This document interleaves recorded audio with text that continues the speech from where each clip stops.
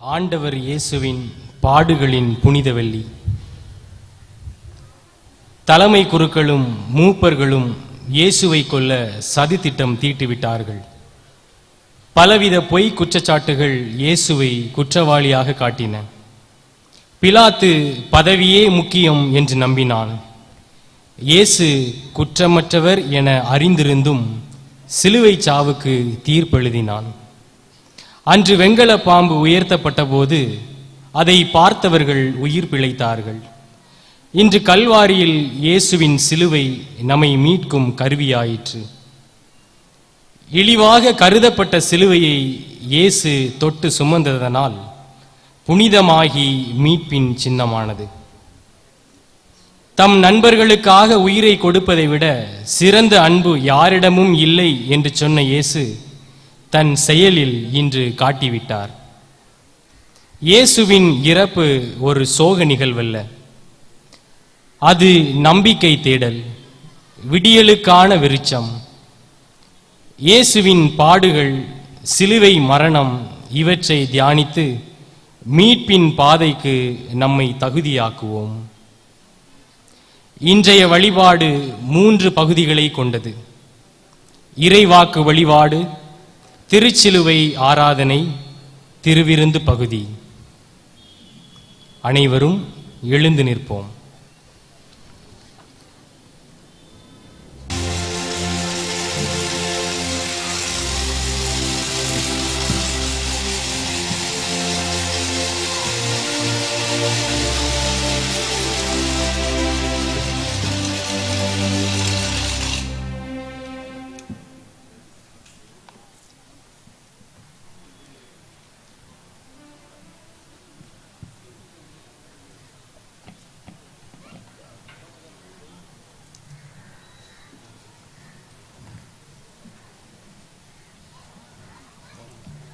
இப்போது அருட்பணியாளர் ஒன்றுமில்லா தன்மையை வெளிப்படுத்தவும் இயேசுவின் தாழ்ச்சி, மரணம் ஆகியவற்றை நினைவில் கொண்டு இயேசுவுக்கு அஞ்சலி செலுத்தும் வண்ணம் பீடத்தின் முன் முகம் குப்பர தரையில் விழுந்து மௌனமாக ஜெபிக்கின்றார். அனைவரும் முழந்தார் படியிட்டு ஜெபிப்போம்.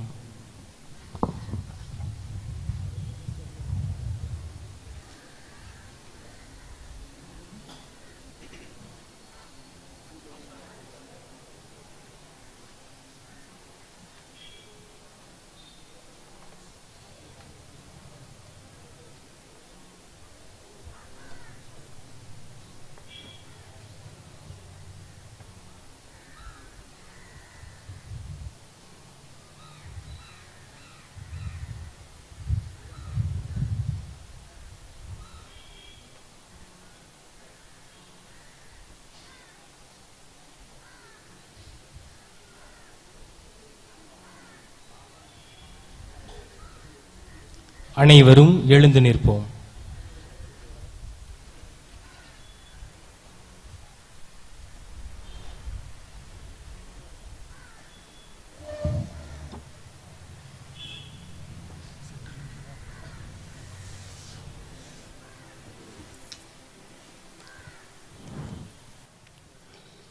மன்றாடுவோமாக.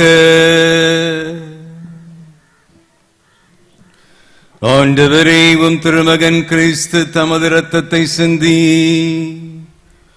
உம் அடியார்களுக்காக பாஸ்கா மர நிகழ்வை ஏற்படுத்தினார். உமது இரக்கத்தை நினைவு கூர்ந்து நிலையான பாதுகாப்பால் அவர்களை புனிதப்படுத்தி அருளும். என்றென்று வாழ்ந்து ஆட்சி செய்கின்ற அவர் வழியாகவே உம்மை மன்றாடுகிறோம்.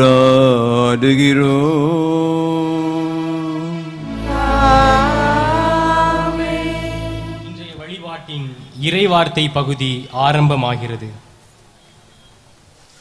பாபிலோனில் அடிமைகளாக வாழ்ந்த இஸ்ரேல் மக்கள் விடுதலைக்காக காத்து கிடந்தனர். விடுதலை என்று விடியுமோ என்று ஏங்கி தவித்தனர். அவ்வேளையில் எசாயாவின் இறைவாக்கு துன்பப்படும் மக்களுக்கு ஆறுதலாக இருந்தது. காரணம், இறைவனே துன்புறும் ஊழியனாக காட்டப்படுகிறார். துன்புறும் ஊழியர் மக்களால் இகழப்பட்டார், வேதனையுற்றார், நொறுக்கப்பட்டார். இயேசுவும் அதே சூழலை சந்தித்தார். நாம் படும் துன்பத்திற்கு அர்த்தம் இருக்கிறது என்பதை உணர்ந்தவர்களாய் வாசகத்திற்கு செவிமடுப்போம். முதல் வாசகம். நம் குற்றங்களுக்காக காயமடைந்தார். இறைவாக்கினர் எசையா நூலிலிருந்து வாசகம். இயல் 52, இறை சொற்றொடர் 13 மற்றும் இயல் 53, இறை சொற்றொடர் 12 முடிய. இதோ என் ஊழியர் சிறப்படைவார், அவர் மேன்மைப்படுத்தப்பட்டு உயர்த்தப்பட்டு பெரிதும் மாற்றியுறுவார். அவரை கண்ட பலர் திகைப்புற்றனர். அவரது தோற்றம் பெரிதும் உருக்குலைந்ததால் மனித சாயலே அவருக்கு இல்லாதிருந்தது. மானிடரின் உருவமே அவருக்கு இல்லை. அவ்வாறே அவர் பல பிற இனத்தாரை அதிர்ச்சிக்குள்ளாக்குவார். அரசர்களும் அவரை முன்னிட்டு வாய்ப்பொத்தி நிற்பர். ஏனெனில் தங்களுக்கு சொல்லப்படாததை அவர்கள் காண்பர், தாங்கள் கேள்விப்படாததை அவர்கள் புரிந்து கொள்வர். நாங்கள் அறிவித்ததை நம்பியவர் யார்? ஆண்டவரின் ஆற்றல் யாருக்கு வெளிப்படுத்தப்பட்டது? இளந்தளிர் போலும் வறண்ட நில வேர் போலும் ஆண்டவர் முன்னிலையில் அவர் வளர்ந்தார். நாம் பார்ப்பதற்கேற்ற அமைப்போ அவருக்கு இல்லை, நாம் விரும்பத்தக்க தோற்றமும் அவருக்கு இல்லை. அவர் இகழப்பட்டார், மனிதரால் புறக்கணிக்கப்பட்டார். வேதனையுற்ற மனிதராய் இருந்தார், நோயுற்று நலிந்தார். காண்போர் தம் முகத்தை மூடிக்கொள்ளும் நிலையில் அவர் இருந்தார். அவர் இழிவுபடுத்தப்பட்டார், அவரை நாம் மதிக்கவில்லை. மெய்யாகவே அவர் நம் பிணிகளை தாங்கிக் கொண்டார், நம் துன்பங்களை சுமந்து கொண்டார். நாமோ அவர் கடவுளால் வதைக்கப்பட்டு நொறுக்கப்பட்டவர் என்றும் சிறுமைப்படுத்தப்பட்டவர் என்றும் எண்ணினோம். அவரோ நம் குற்றங்களுக்காக காயமடைந்தார், நம் தீச்செயல்களுக்காக நொறுக்கப்பட்டார். நமக்கு நிறை வாழ்வை அளிக்க அவர் தண்டிக்கப்பட்டார். அவர் தம் காயங்களால் நாம் குணமடைகின்றோம். ஆடுகளைப் போல நாம் அனைவரும் வழிதவறி அலைந்தோம். நாம் எல்லாரும் நம் வழியே நடந்தோம். ஆண்டவரோ நம் அனைவரின் தீச்செயல்களையும் அவர் மேல் சுமத்தினார். அவர் ஒடுக்கப்பட்டார், சிறுமைப்படுத்தப்பட்டார். ஆயினும் அவர் தம் வாயை திறக்கவில்லை. அடிப்பதற்கு இழுத்துச் செல்லப்பட்ட ஆட்டுக்குட்டி போலும், ரோமம் கத்தரிப்போர் முன்னிலையில் கத்தாத செம்மறி போலும் அவர் தம் வாயை திறவாதிருந்தார். அவர் கைது செய்யப்பட்டு தீர்ப்பிடப்பட்டு இழுத்துச் செல்லப்பட்டார். அவருக்கு நேர்ந்ததை பற்றி அக்கறை கொண்டவர் யார்?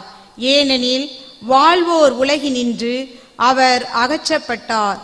என் மக்களின் குற்றத்தை முன்னிட்டு கொலையுண்டார். வன்செயல் எதுவும் அவர் செய்ததில்லை, வஞ்சனை எதுவும் அவர் வாயில் இருந்ததில்லை. ஆயினும் தீயவரிடையே அவருக்கு கல்லறை அமைத்தார்கள்.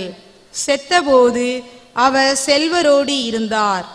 அவரை நொறுக்கவும் நோயால் வதைக்கவும் ஆண்டவர் திருவுளம் கொண்டார். அவர் தம் உயிரை குற்றநீக்க பலியாக தந்தார். எனவே தம் வழி மரபு கண்டு நீடு வாழ்வார். ஆண்டவரின் திருவுளம் அவர் கையில் சிறப்புறும். அவர் தம் துன்ப வாழ்வின் பயனை கண்டு நிறைவடைவார். நேரியவராகிய என் ஊழியர் தம் அறிவால் பலரை நேர்மையாளராக்குவார். அவர்களின் தீச்செயல்களை தாமே சுமந்து கொள்வார். ஆதலால் நான் அவருக்கு மதிப்பு மிக்கவரிடையே சிறப்பளிப்பேன். அவரும் வலியவரோடு கொள்ளை பொருளை பங்கிடுவார். ஏனெனில் அவர் தம்மையே சாவுக்கு கையளித்தார். கொடியவருள் ஒருவராக கருதப்பட்டார். ஆயினும் பலரின் பாவத்தை சுமந்தார். கொடியோருக்காக பரிந்து பேசினார். ஆண்டவரின் அருள்வாக்கு.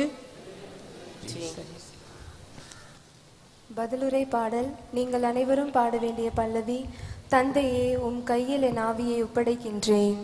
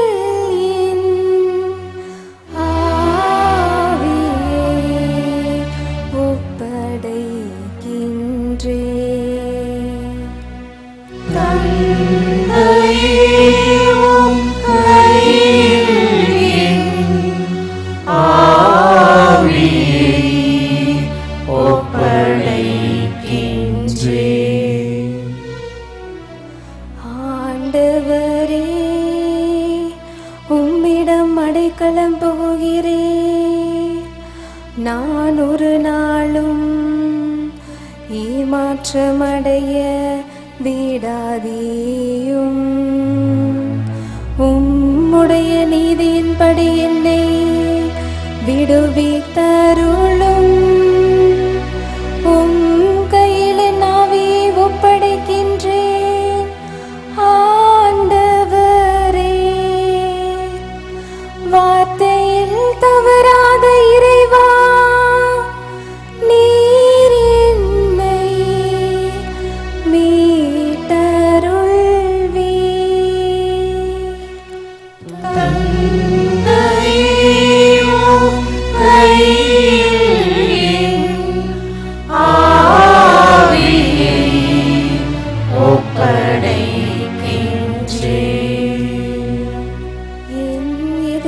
அனைவருடைய பழி சொல்லுக்கும் நான் ஆளானேன். என் அயலாரின் நகைப்புக்கு இலக்கானே. எனக்கு அறிமுகமானவர்களின் அச்சத்துக்கு உரியவன் ஆனே. வெளியே என்னை காண்கின்றவர்கள் என்னை விட்டு ஓடுகின்றனர். இறந்து போனவன் போல் பிறர் கண்ணுக்கு மறைவானேன். உடைந்து போன மட்களத்தை போலானே.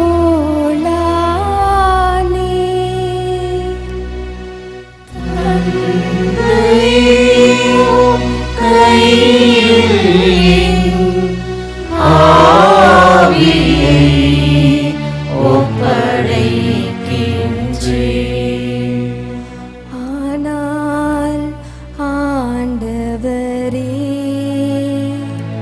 நானும் மீது நம்பிக்கை வைக்கின்றேன். நீரேன் கடவுள் என்றேன். என் கனிவும் கையில் உள்ளது.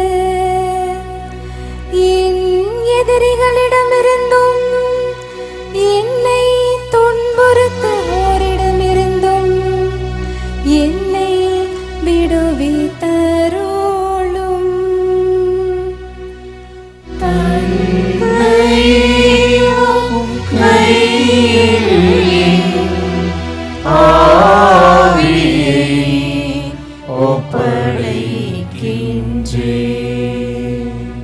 கனிந்தவும் திருமுகத்தை எனக்கு காட்டியருளும்.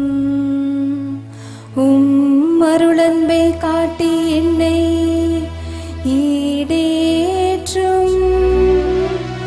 ஆண்டவர் மீது நம்பிக்கை உள்ளவர்களே, மனதிடம் கொள்ள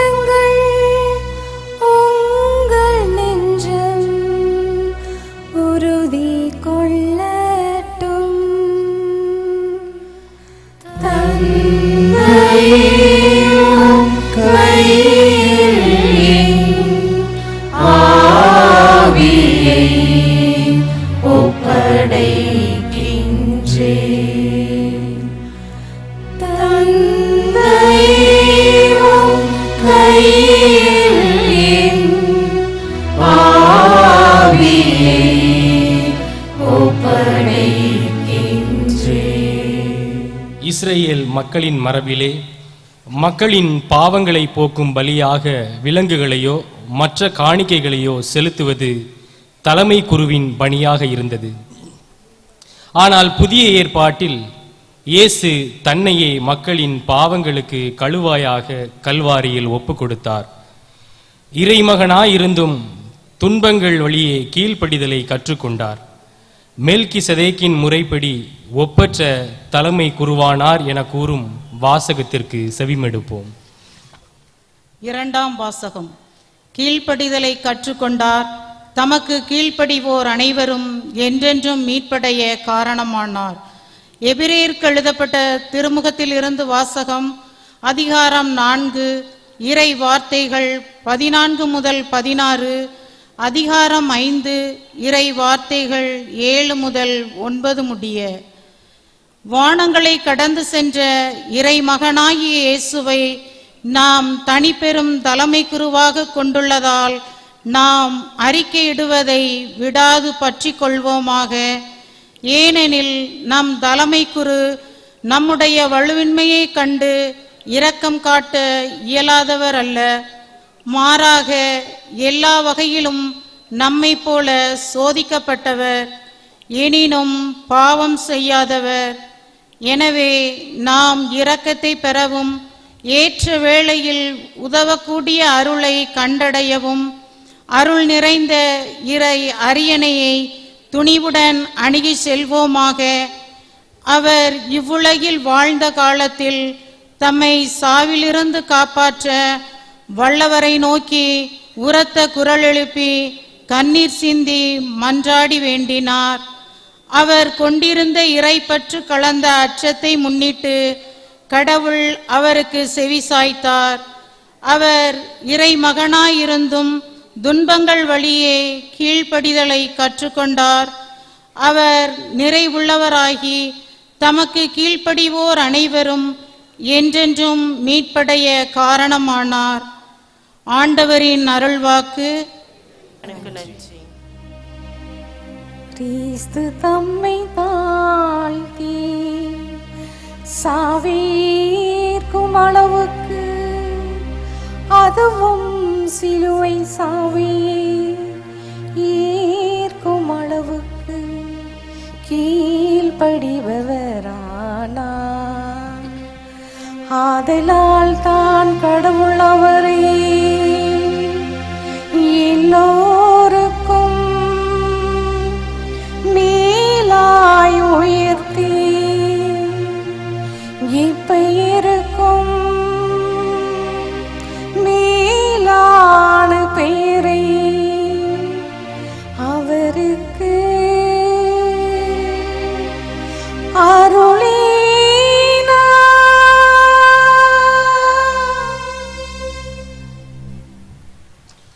தூய யோவான் எழுதியபடி நம் ஆண்டவராகிய இயேசு கிறிஸ்துவின் திருப்பாடுகள். இயேசு தம் சீடர்களோடு கெதரோன் என்னும் நீரோடையை கடந்து சென்றார். அங்கே ஒரு தோட்டம் இருந்தது. தம் சீடர்களோடு இயேசு அதில் நுழைந்தார். அவரை காட்டிக் கொடுத்த யூதாசுக்கு அந்த இடம் தெரியும். ஏனெனில் இயேசுவும் அவருடைய சீடர்களும் அடிக்கடி அங்கு கூடுவர். படைப்பிரிவினரையும் தலைமை குருக்களும் பரிசேயரும் அனுப்பி காவலர்களை கூட்டிக் கொண்டு யூதாசு விளக்குகளோடும் பந்தங்களோடும் படைக்கலங்களோடும் அங்கே வந்தான். தமக்கு நிகழப்போகிற அனைத்தையும் இயேசு அறிந்து அவர்கள் முன் சென்று, யாரை தேடுகிறீர்கள் என்று கேட்டார். அவர்கள் மறுமொழியாக, நாசரேத்து இயேசுவை தேடுகிறோம் என்றார்கள். இயேசு, நான் தான் என்றார். அவரை காட்டிக் கொடுத்த யூதாசும் அவர்களோடு நின்று கொண்டிருந்தான். நான் தான் என்று இயேசு அவர்களிடம் சொன்னதும் அவர்கள் பின்வாங்கி தரையில் விழுந்தார்கள். யாரை தேடுகிறீர்கள் என்று இயேசு மீண்டும் அவர்களிடம் கேட்டார். அவர்கள், நாசரேத்து இயேசுவை தேடுகிறோம் என்றார்கள். இயேசு அவர்களை பார்த்து, நான் தான் என்று உங்களிடம் சொன்னேனே. நீங்கள் என்னை தேடுகிறீர்கள் என்றால் இவர்களை போகவிடுங்கள் என்றார். நீர் என்னிடம் ஒப்படைத்தவர்களுள் எவரையும் நான் இழந்து விடவில்லை என்று அவரே கூறியிருந்தது இவ்வாறு நிறைவேறியது. சீமோன் பேதுருவிடம் ஒரு வாள் இருந்தது.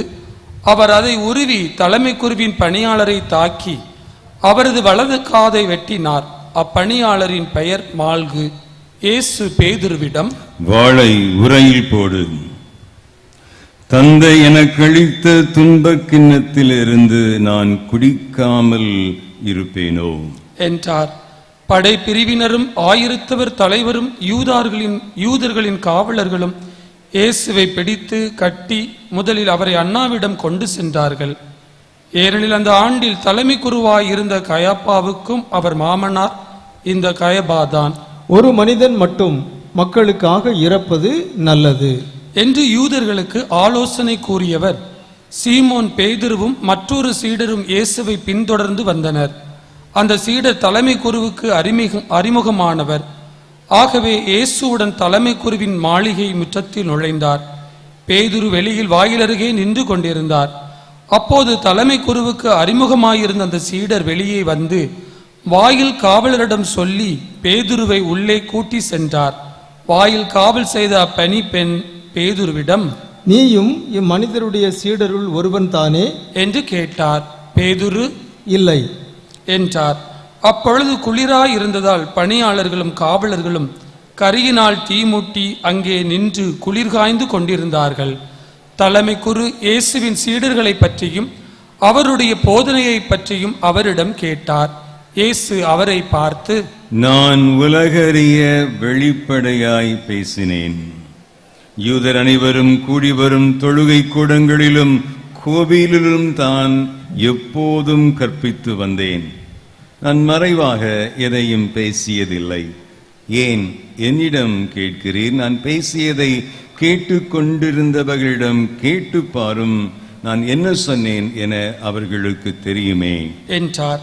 அவர் இப்படி சொன்னதால் அங்கு நின்று கொண்டிருந்த காவலருள் ஒருவர், தலைமை குருவுக்கு இப்படியா பதில் கூறுகிறாய் என்று சொல்லி இயேசுவின் கன்னத்தில் அறைந்தார். இயேசு அவரிடம், நான் தவறாக பேசி இருந்தால் தவறு என்னவென காட்டும். சரியாக பேசி இருந்தால் ஏன் என்னை அடிக்கிறீர் என்று கேட்டார்.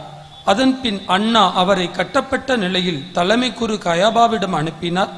சீமோன் பேதுரு அங்கு நின்று குளிர்காய்ந்து கொண்டிருந்தார். அப்போது அங்கிருந்தவர்கள் அவரிடம், நீயும் அவனுடைய சீடர்களுள் ஒருவன் தானே என்று கேட்டனர். அவர், இல்லை என்று மறுதளித்தார். தலைமை குருவின் பணியாளருள் ஒருவர், நான் உன்னை தோட்டத்தில் அவரோடு பார்க்கவில்லையா என்று கேட்டார். பேதுருவால் காது வெட்டப்பட்டவருக்கு இவர் உறவினர். பேதுரு மீண்டும் மறுதளித்தார். உடனே சேவல் கூவிற்று. அதன் பின் அவர்கள் கயபாவிடமிருந்து ஆளுநர் மாளிகைக்கு இயேசுவை கொண்டு சென்றார்கள். அப்போது விடியற்காலம் பாஸ்கா உணவை உண்ணும் முன் தீட்டுப்படாமல் இருக்க ஆளுநர் மாளிகையில் அவர்கள் நுழையவில்லை. எனவே பிலாத்து வெளியே அவர்களிடம் வந்து, நீங்கள் இந்த ஆளுக்கு எதிராக கூறும் குற்றச்சாட்டு என்ன என்று கேட்டார். அதற்கு அவர்கள், இவன் குற்றம் செய்யாதிருந்தால் இவனை நாங்கள் உம்மிடம் ஒப்புவித்திருக்க மாட்டோம் என்றார்கள். பிலாத்து அவர்களிடம், நீங்கள் இவனை கொண்டு போய் உங்கள் சட்டப்படி இவனுக்கு தீர்ப்பு வழங்குங்கள் என்றார். யூதர்கள் அவரிடம், சட்டப்படி நாங்கள் யாருக்கும் மரண தண்டனை விதிக்க முடியாது என்றார்கள். இவ்வாறு தாம் எப்படிப்பட்ட சாவுக்கு உட்பட போகிறார் என்பதை குறிப்பிட்டு இயேசு கூறியிருந்ததை நிறைவேற செய்தார்கள். பிலாத்து மீண்டும் ஆளுநர் மாளிகைக்குள் சென்று இயேசுவை கூப்பிட்டு அவரிடம், நீ யூதரின் அரசனா என்று கேட்டான். இயேசு மறுமொழியாக, நீராக இதை கேட்கிறீரா? அல்லது மற்றவர்கள் என்னை பற்றி உம்மிடம் சொன்னதை வைத்து கேட்கிறீரா என்று கேட்டார். அதற்கு பிலாத்து, நான் ஒரு யூதனா என்ன? உன் இனத்தவரும் தலைமை குருக்களும் தானே உன்னை என்னிடம் ஒப்புவித்தார்கள். நீ என்ன செய்தாய் என்று கேட்டான். இயேசு மறுமொழியாக, எனது ஆட்சி இவ்வுலக ஆட்சி போன்றது அல்ல. அது இவ்வுலக ஆட்சி போன்றதாய் இருந்திருந்தால் நான் யூதர்களிடம் காட்டிக் கொடுக்கப்படாதவாறு என் காவலர்கள் போராடி இருப்பார்கள். ஆனால் என் ஆட்சி இவ்வுலக ஆட்சி போன்றது அல்ல என்றார். பிலாத்து அவரிடம், அப்படியானால் நீ அரசன்தானோ என்று கேட்டான். அதற்கு இயேசு, அரசன் என்று நீர் சொல்லுகிறீர். உண்மையை எடுத்துரைப்பதே என் பணி. இதற்காகவே நான் பிறந்தேன், இதற்காகவே உலகிற்கு வந்தேன். உண்மை சார்ந்தவர் அனைவரும் என் குரலுக்கு செவிசாய்க்கின்றனர் என்றார். பிலாத்து அவரிடம், உண்மையா? அது என்ன என்று கேட்டார். இப்படி கேட்ட பின் பிலாத்து மீண்டும் யூதரிடம் சென்று, இவனிடம் நான் குற்றம் ஒன்றும் காணவில்லையே என்றான். மேலும், பாஸ்கா விழாவின் போது உங்கள் விருப்பப்படி ஒரு கைதியை விடுதலை செய்யும் வழக்கம் உண்டே. யூதரின் அரசனாகிய இவனை நான் விடுதலை செய்யட்டுமா? உங்கள் விருப்பம் என்ன என்று கேட்டான். அதற்கு அவர்கள், இவன் வேண்டாம், பரபாவையே விடுதலை செய்யும் என்று மீண்டும் கத்தினார்கள். அந்த பராபா ஒரு கல்வன். பின்னர் பிலாத்து இயேசுவை சாட்டையால் அடிக்க செய்தான். வீரர்கள் ஒரு முள்முடி பின்னி அவர் தலையின் மேல் வைத்து செந்நிற மேலுடையை அவருக்கு அணிவித்தார்கள். அவரிடம் வந்து, யூதரின் அரசே வாழ்க என்று சொல்லி அவருடைய கன்னத்தில் அறைந்தார்கள். பிலாத்து மீண்டும் வெளியே வந்து அவர்களிடம், அவனை நான் உங்கள் முன் வெளியே கூட்டி வருகிறேன், பாருங்கள், அவனிடம் நான் குற்றம் ஒன்றும் காணவில்லை என்பதை அறிந்து கொள்ளுங்கள் என்றான்.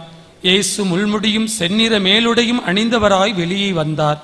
பிலாத்து அவர்களிடம், இதோ மனிதன் என்றான். அவரை கண்டதும் தலைமை குருக்களும் காவலர்களும், சிலுவையில் அறையும், சிலுவையில் அறையும் என்று கத்தினார்கள். பிலாத்து அவர்களிடம், நீங்களே இவனை கொண்டு போய் சிலுவையில் அறையுங்கள், இவனிடம் குற்றம் இருப்பதாக எனக்கு தெரியவில்லை என்றான்.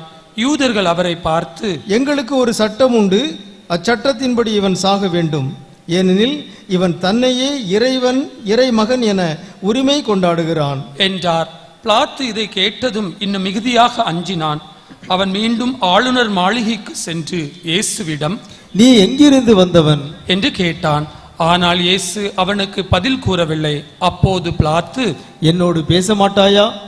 உன்னை விடுதலை செய்யவும் எனக்கு அதிகாரம் உண்டு, உன்னை சிலுவையில் அறையவும் எனக்கு அதிகாரம் உண்டு என்பது உனக்கு தெரியாதா என்றான். இயேசு மறுமொழியாக, மேலிருந்து அருளப்படாவிடில் உமக்கு என்மேல் எந்த அதிகாரமும் இராது.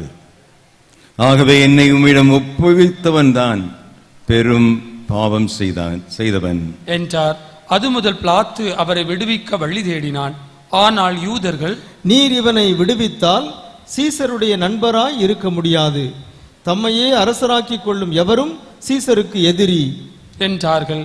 இவ்வார்த்தைகளை கேட்டதும் பிலாத்து இயேசுவை வெளியே கூட்டி வந்தான்.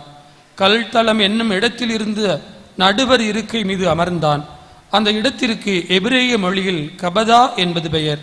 அன்று பாஸ்கா விழாவுக்கு ஏற்பாடு செய்யும் நாள் ஏறக்குறைய நண்பகல் வேளை. பிலாத்து யூதர்களிடம், இதோ உங்கள் அரசன் என்றான். அவர்கள், ஒழிக ஒழிக, அவனை சிலுவையில் அறையும் என்று கத்தினார்கள். பிலாத்து அவர்களிடம், உங்கள் அரசனை நான் சிலுவையில் அறைய வேண்டும் என்கிறீர்களா என்று கேட்டான். அதற்கு தலைமை குருக்கள், எங்களுக்கு சீசரை தவிர வேறு அரசர் இல்லை என்றார்கள்.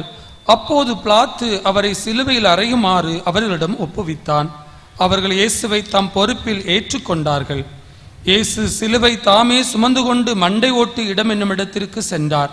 அதற்கு எபிரேய மொழியில் கொல்கொதா என்பது பெயர்.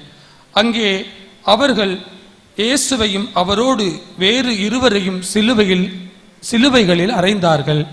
அவ்விருவரையும் இரு பக்கங்களிலும் இயேசுவை நடுவிலுமாக அறைந்தார்கள்.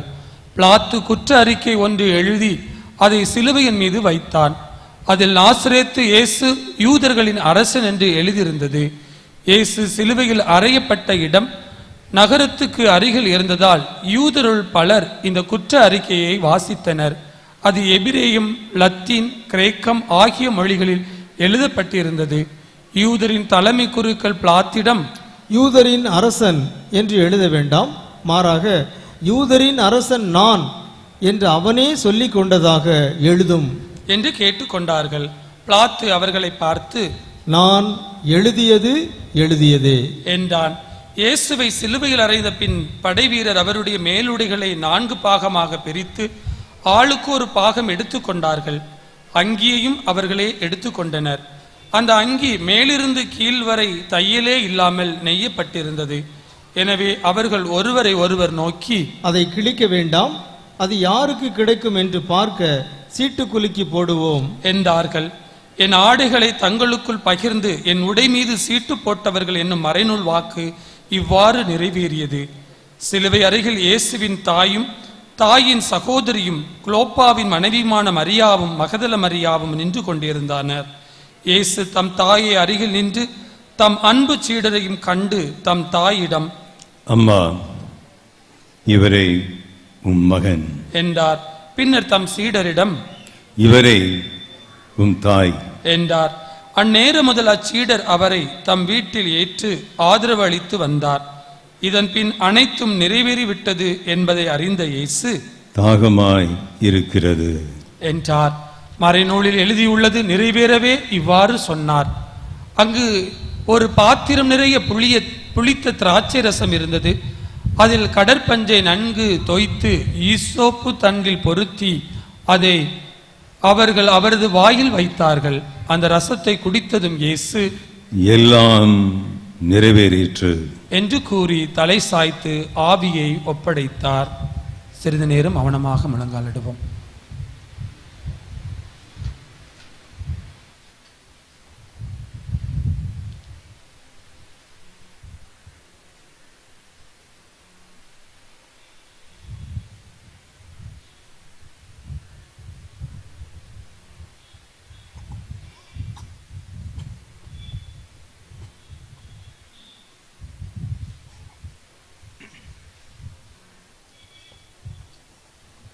அனைவரும் எழுந்து நிற்போம். அன்று பாஸ்கா விழாவுக்கு ஏற்பாடு செய்யும் நாள் அடுத்த நாள் ஓய்வு நாளாகவும் பெருநாளாகவும் இருந்தது. எனவே அன்று சிலுவையில் உடல்கள் தொங்கலாக என்பதற்காக கால்களை முறித்து சடலங்களை எடுத்து விடுமாறு யூதர்கள் பிலாத்திடம் கேட்டுக்கொண்டார்கள். ஆகவே படைவீரர் வந்து இயேசுவோடு சிலுவையில் அறையப்பட்டிருந்தவருள் ஒருவனுடைய கால்களை முதலில் முறித்தார்கள். பின்னர் மற்றவனுடைய கால்களையும் முறித்தார்கள். பின்பு அவர்கள் இயேசுவிடம் வந்தார்கள். அவர் ஏற்கனவே இறந்து போயிருந்ததை கண்டு அவருடைய கால்களை முறிக்கவில்லை. ஆனால் படைவீரருள் ஒருவர் இயேசுவின் விலாவை ஈட்டியால் குத்தினர். உடனே இரத்தமும் தண்ணீரும் வடிந்தன.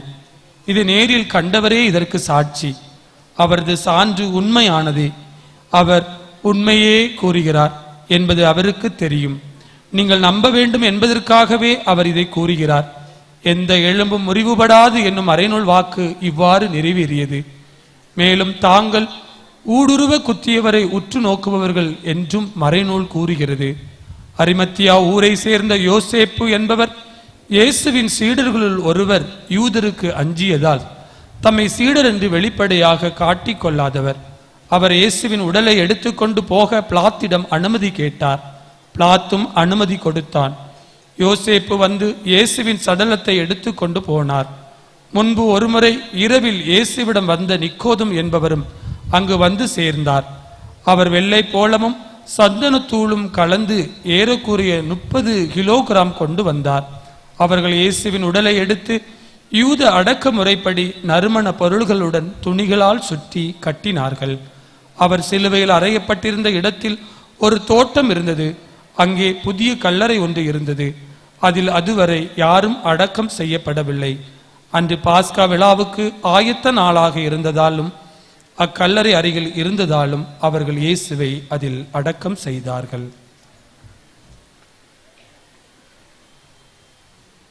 உங்களுக்கு ஆட்சேபனை இல்லை என்றால் உங்களிடம் ஒரு கேள்வி கேட்கலாமா? சீரியஸா சொல்றேன். உங்களுக்கு ஆட்சேபனை இல்லை என்றால் உங்களிடம் ஒரு கேள்வி கேட்கலாமா என்று என்னோடு நெல்லையிலிருந்து நெல்லை எக்ஸ்பிரஸில் சென்னைக்கு பயணம் செய்த ஒரு பயணி கேட்டார். பயணம் செய்யத் தொடங்கிய கொஞ்ச நேரத்திலேயே நான் ஒரு கத்தோலிக்க கிறிஸ்தவர் என்பதும் அவர் வேறு ஒரு மதத்தை சார்ந்தவர் என்பதும் எங்களுக்கு தெரியும். எனவே உங்களுக்கு ஆட்சேபனை இல்லை என்றால் உங்களிடம் ஒரு கேள்வி கேட்கலாமா என்று கேட்டார். நானும் வெகுளியாக கேளுங்கள் என்று உங்களைப் போல பதில் சொன்னேன். ஃபாதர், கொஞ்சம் இதை கற்பனை செஞ்சு பாருங்களேன். எங்கள் அப்பா எனக்கு ரொம்ப பிடிக்கும், ரொம்ப பாசமானவர், ரொம்ப அன்பு செய்கிறவர். நானும் அவரை வெறித்தனமாக அன்பு செய்கிறேன். ஆனால் ஒரு நாள் என்ன நடக்குன்னா, ஒரு கயவன், ஒரு மோசமானவன், கல் நெஞ்சுக்காரன் இவ்வளோ பெரிய அருவாளை எடுத்துக்கிட்டு எங்கள் அப்பாவை ஓட ஓட விரட்டி கதற கதற அவரை வெட்டி பலமுறை வெட்டி கொண்டுட்டான். நான் என்ன செஞ்சேன்னா, எங்கள் அப்பாவை எந்த அருவாளால் வெட்டினானோ அந்த அருவாளை எடுத்துட்டு வந்து நல்லா கழுவி அதை வீட்டினுடைய ஒரு முக்கியமான இடத்துல நட்டு வைத்து அதற்கு மாலை போட்டு பொட்டு வைத்து சந்தனம் தடவி ஒவ்வொரு நாளும் நான் ஆராதனை செய்கிறேன்.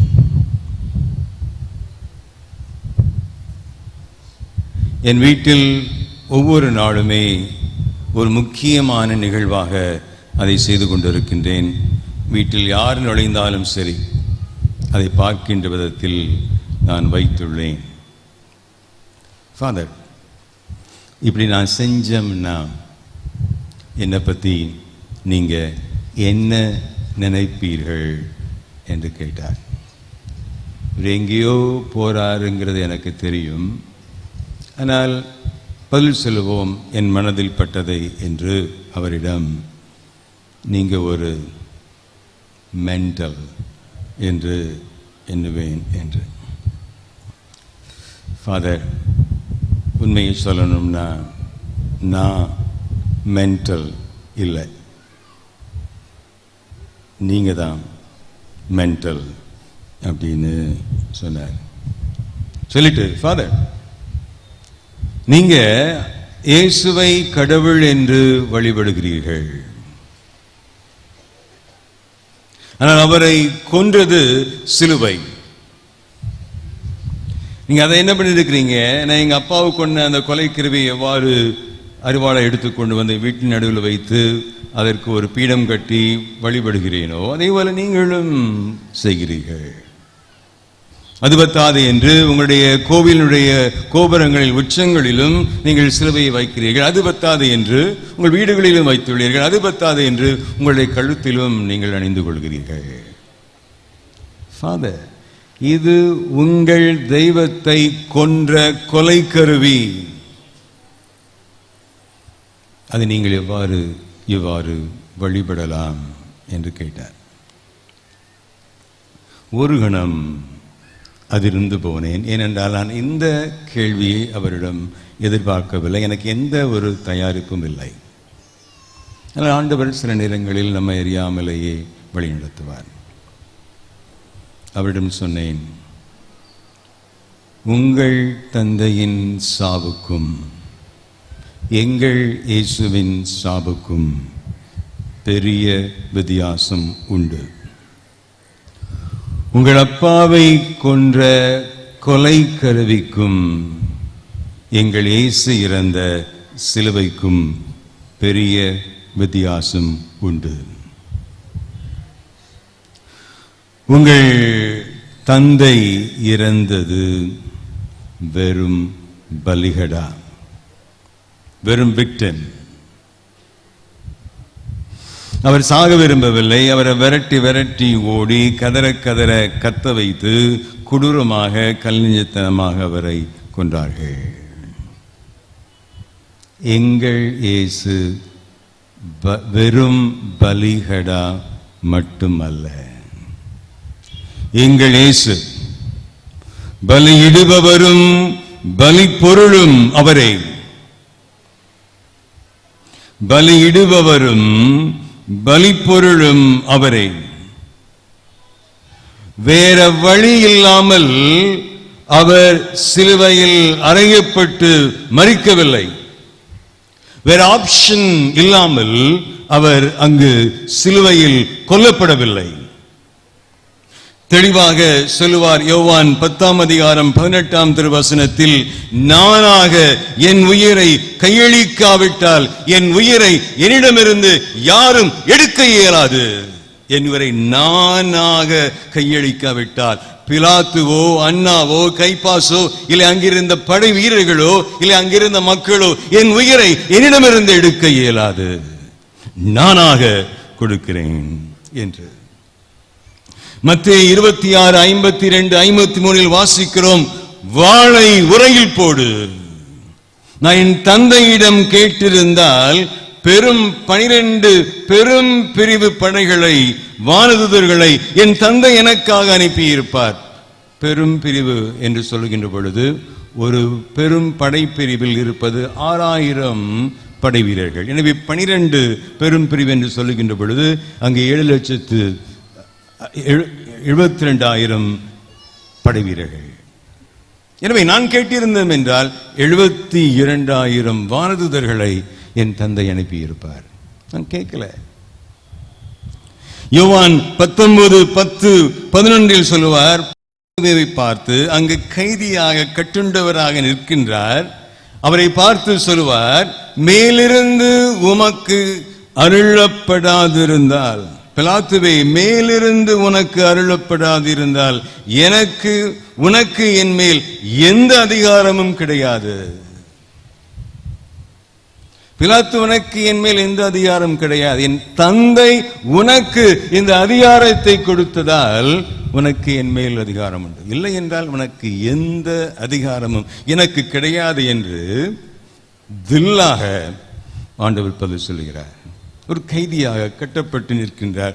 உன்னை கொல்லவும் எனக்கு அதிகாரம் உண்டு, விடுவிக்கவும் அதிகாரம் உண்டு என்று சொன்ன பிலாத்துவிடம் உனக்கு என் மேல் எந்த அதிகாரமும் கிடையாது. எனவே என் இயேசு விக்டிம் அல்ல, பலிகடா அல்ல, பலி பொருள் மட்டுமல்ல, பலி இடுபவரும் அவரே.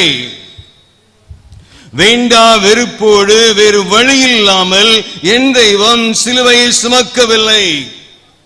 தந்தை விரும்பியதால் அவரும் தானாக விரும்பி, யாரை தேடுகிறீர்கள், என்னை தேடுகிறீர்கள், என்னை கைது செய்து கொள்ளுங்கள் என்று துணிவோடு அங்கு படைவீர்கள் முன்னால் நின்றவர், தன்னையே அர்ப்பணித்து கைது செய்ய அர்ப்பணித்தவர். எனவே என் தெய்வம் விக்டிம் அல்ல, உங்கள் தந்தையை போல விக்டிம் அல்ல, பலிகடா அல்ல, வேறு வழி இல்லாமல் சாகவில்லை. மாறாக விரும்பி எனக்காக, என் மீட்புக்காக, என் வாழ்வுக்காக, என் விடுதலைக்காக தன்னையே அவர் கையளித்தார். அதுபோல உங்கள் அறிவாளை போல வெறும் கொலை கருவி அல்ல சிலுவை. இன்னும் சொல்ல போனால் சிலுவை என்பது எங்களுக்கு வெறும் வழிபாட்டு பொருள் மட்டுமல்ல, எங்களுக்கு அது கடவுள் வழிபடுத்தும் அருள். இன்று நாம் கண்டிப்பாக இந்த சிலுவைக்கு வழிபடுகிறோம், உண்மைதான், இல்லை என்று சொல்லவில்லை. ஆனால் அது வெறும் வழிபாட்டு பொருள் மட்டுமல்ல, கோயிலுக்குள் அது வழிபாட்டு பொருள் என்பது உண்மை. கோயிலுக்கு வெளியே என்னை கடவுள் வழிபடுத்துகின்ற இறைவன் எனக்கு தந்திருக்கின்ற மாபெரும் அருள் சிலுவை வெறும் கொலைக்கருவி மட்டுமல்ல. சிலுவை ஆராதனையின் பொருள் மட்டுமல்ல, வாதையை சாதனையாக மாற்றும் அன்பு கருவி. இப்பொழுது நாம் சிலுவைக்கு ஆராதனை செய்வோம், உண்மைதான். ஆனால் அது மட்டுமல்ல, கோயிலுக்கு வெளியே என் வாழ்க்கையினுடைய வாதைகளை, துன்பங்களை, கஷ்டங்களை, துயர்களை, இடர்பாடுகளை, அவமானங்களை, புறக்கணிப்புகளை எல்லாம் சாதனையாக, வெற்றியாக எனக்கு மாற்றித்தர இறைவன் எனக்கு தந்திருக்கின்ற ஒரு அற்புதமான கருவி. அன்புக்குரியவர்களே, நம் வாழ்க்கையில் வேற வழியே இல்லை என்ற சிலுவையை சுமந்தோம் என்றால் நாம் சிலுவையை சீரேனே ஊரானாகிய சீமோனாக நாம் சிலுவையை சுமக்கிறோம், இயேசுவாக அல்ல. வேற வழியே இல்லை, என் தலைவிதி எனக்கு ஏன் இப்படி ஆயிற்று என்று புலம்பிக் கொண்டே இறைவன் என் வாழ்க்கையில் அனுமதிக்கின்ற கஷ்டங்களை, துன்பங்களை, துயர்களை எதிர்கொண்டேன் என்றால் நான் சீரேனே ஊரானாகிய சீமோன், இயேசுவல்ல. அப்போது எனக்கு சிலுவையானது மீட்பின் பொருளாக அமையாது. இயேசுவை போல வெறும் விக்டிம்களாக அல்ல, வெறும் பலிக்கடாவாக அல்ல, மாறாக பலியிடுபவரும் நானே, பலி பொருளும் நானே என்று அவர் செய்தது போல நாமும் நம் வாழ்க்கையினுடைய இடர்களையும் துன்பங்களையும் சந்தித்தோம் என்றால் இயேசுவாக அதை சந்திக்கின்றோம், இயேசுவாக அதை நாம் வெல்வோம். எது நம் வாழ்க்கையில் வந்தாலும் சரி, அவருடைய காயங்களால் நாம் குணமானோம். அதைத்தான் இன்று நாம் வாசிக்க கேட்டோம். எனவே அவருடைய பாடுகள் நம்மை குணப்படுத்துகின்ற, வாழ்வு தருகின்ற ஒரு காரியங்கள். எனவே இந்த பெரிய வெள்ளி அன்று சிலுவையை ஆராதனை செய்வதோடு நின்று விடாமல், சிலுவையை ஒரு வழிபாட்டு பொருளாக மட்டும் கண்டு தொழுதுவிட்டு சென்று விடாமல், அது என்னை கிறிஸ்து வழிபடுத்துகின்ற கடவுளுடைய அருள், அது என்னை என் வாழ்க்கையில் வருகின்ற வேதனைகளை ஒரு சாதனையாக மாற்றி தருகின்ற இறைவன் எனக்கு தந்திருக்கின்ற ஒரு அற்புதமான கருவி என்று கருதுவோம். அன்புக்குரியவர்களே, என்னோடு பயணம் செய்த அந்த வேற்று மத நண்பர் மட்டுமல்ல, ஏன் நாம் கூட சிலுவையை அவர் பார்த்தது போல்தான் பார்த்து கொண்டு இருக்கின்றோம். நான் ஒரு பங்கில் இருந்தேன். என்னை பார்க்க என் பங்கு நபர் ஒருவர் வந்தார். வந்துவிட்டு கையில் அழகான ஒரு கிஃப்ட் பாக்ஸ் வச்சிருந்தார். வந்துட்டு ஃபாதர் வச்சுக்கோங்க அப்படின்னு கொடுத்தார்.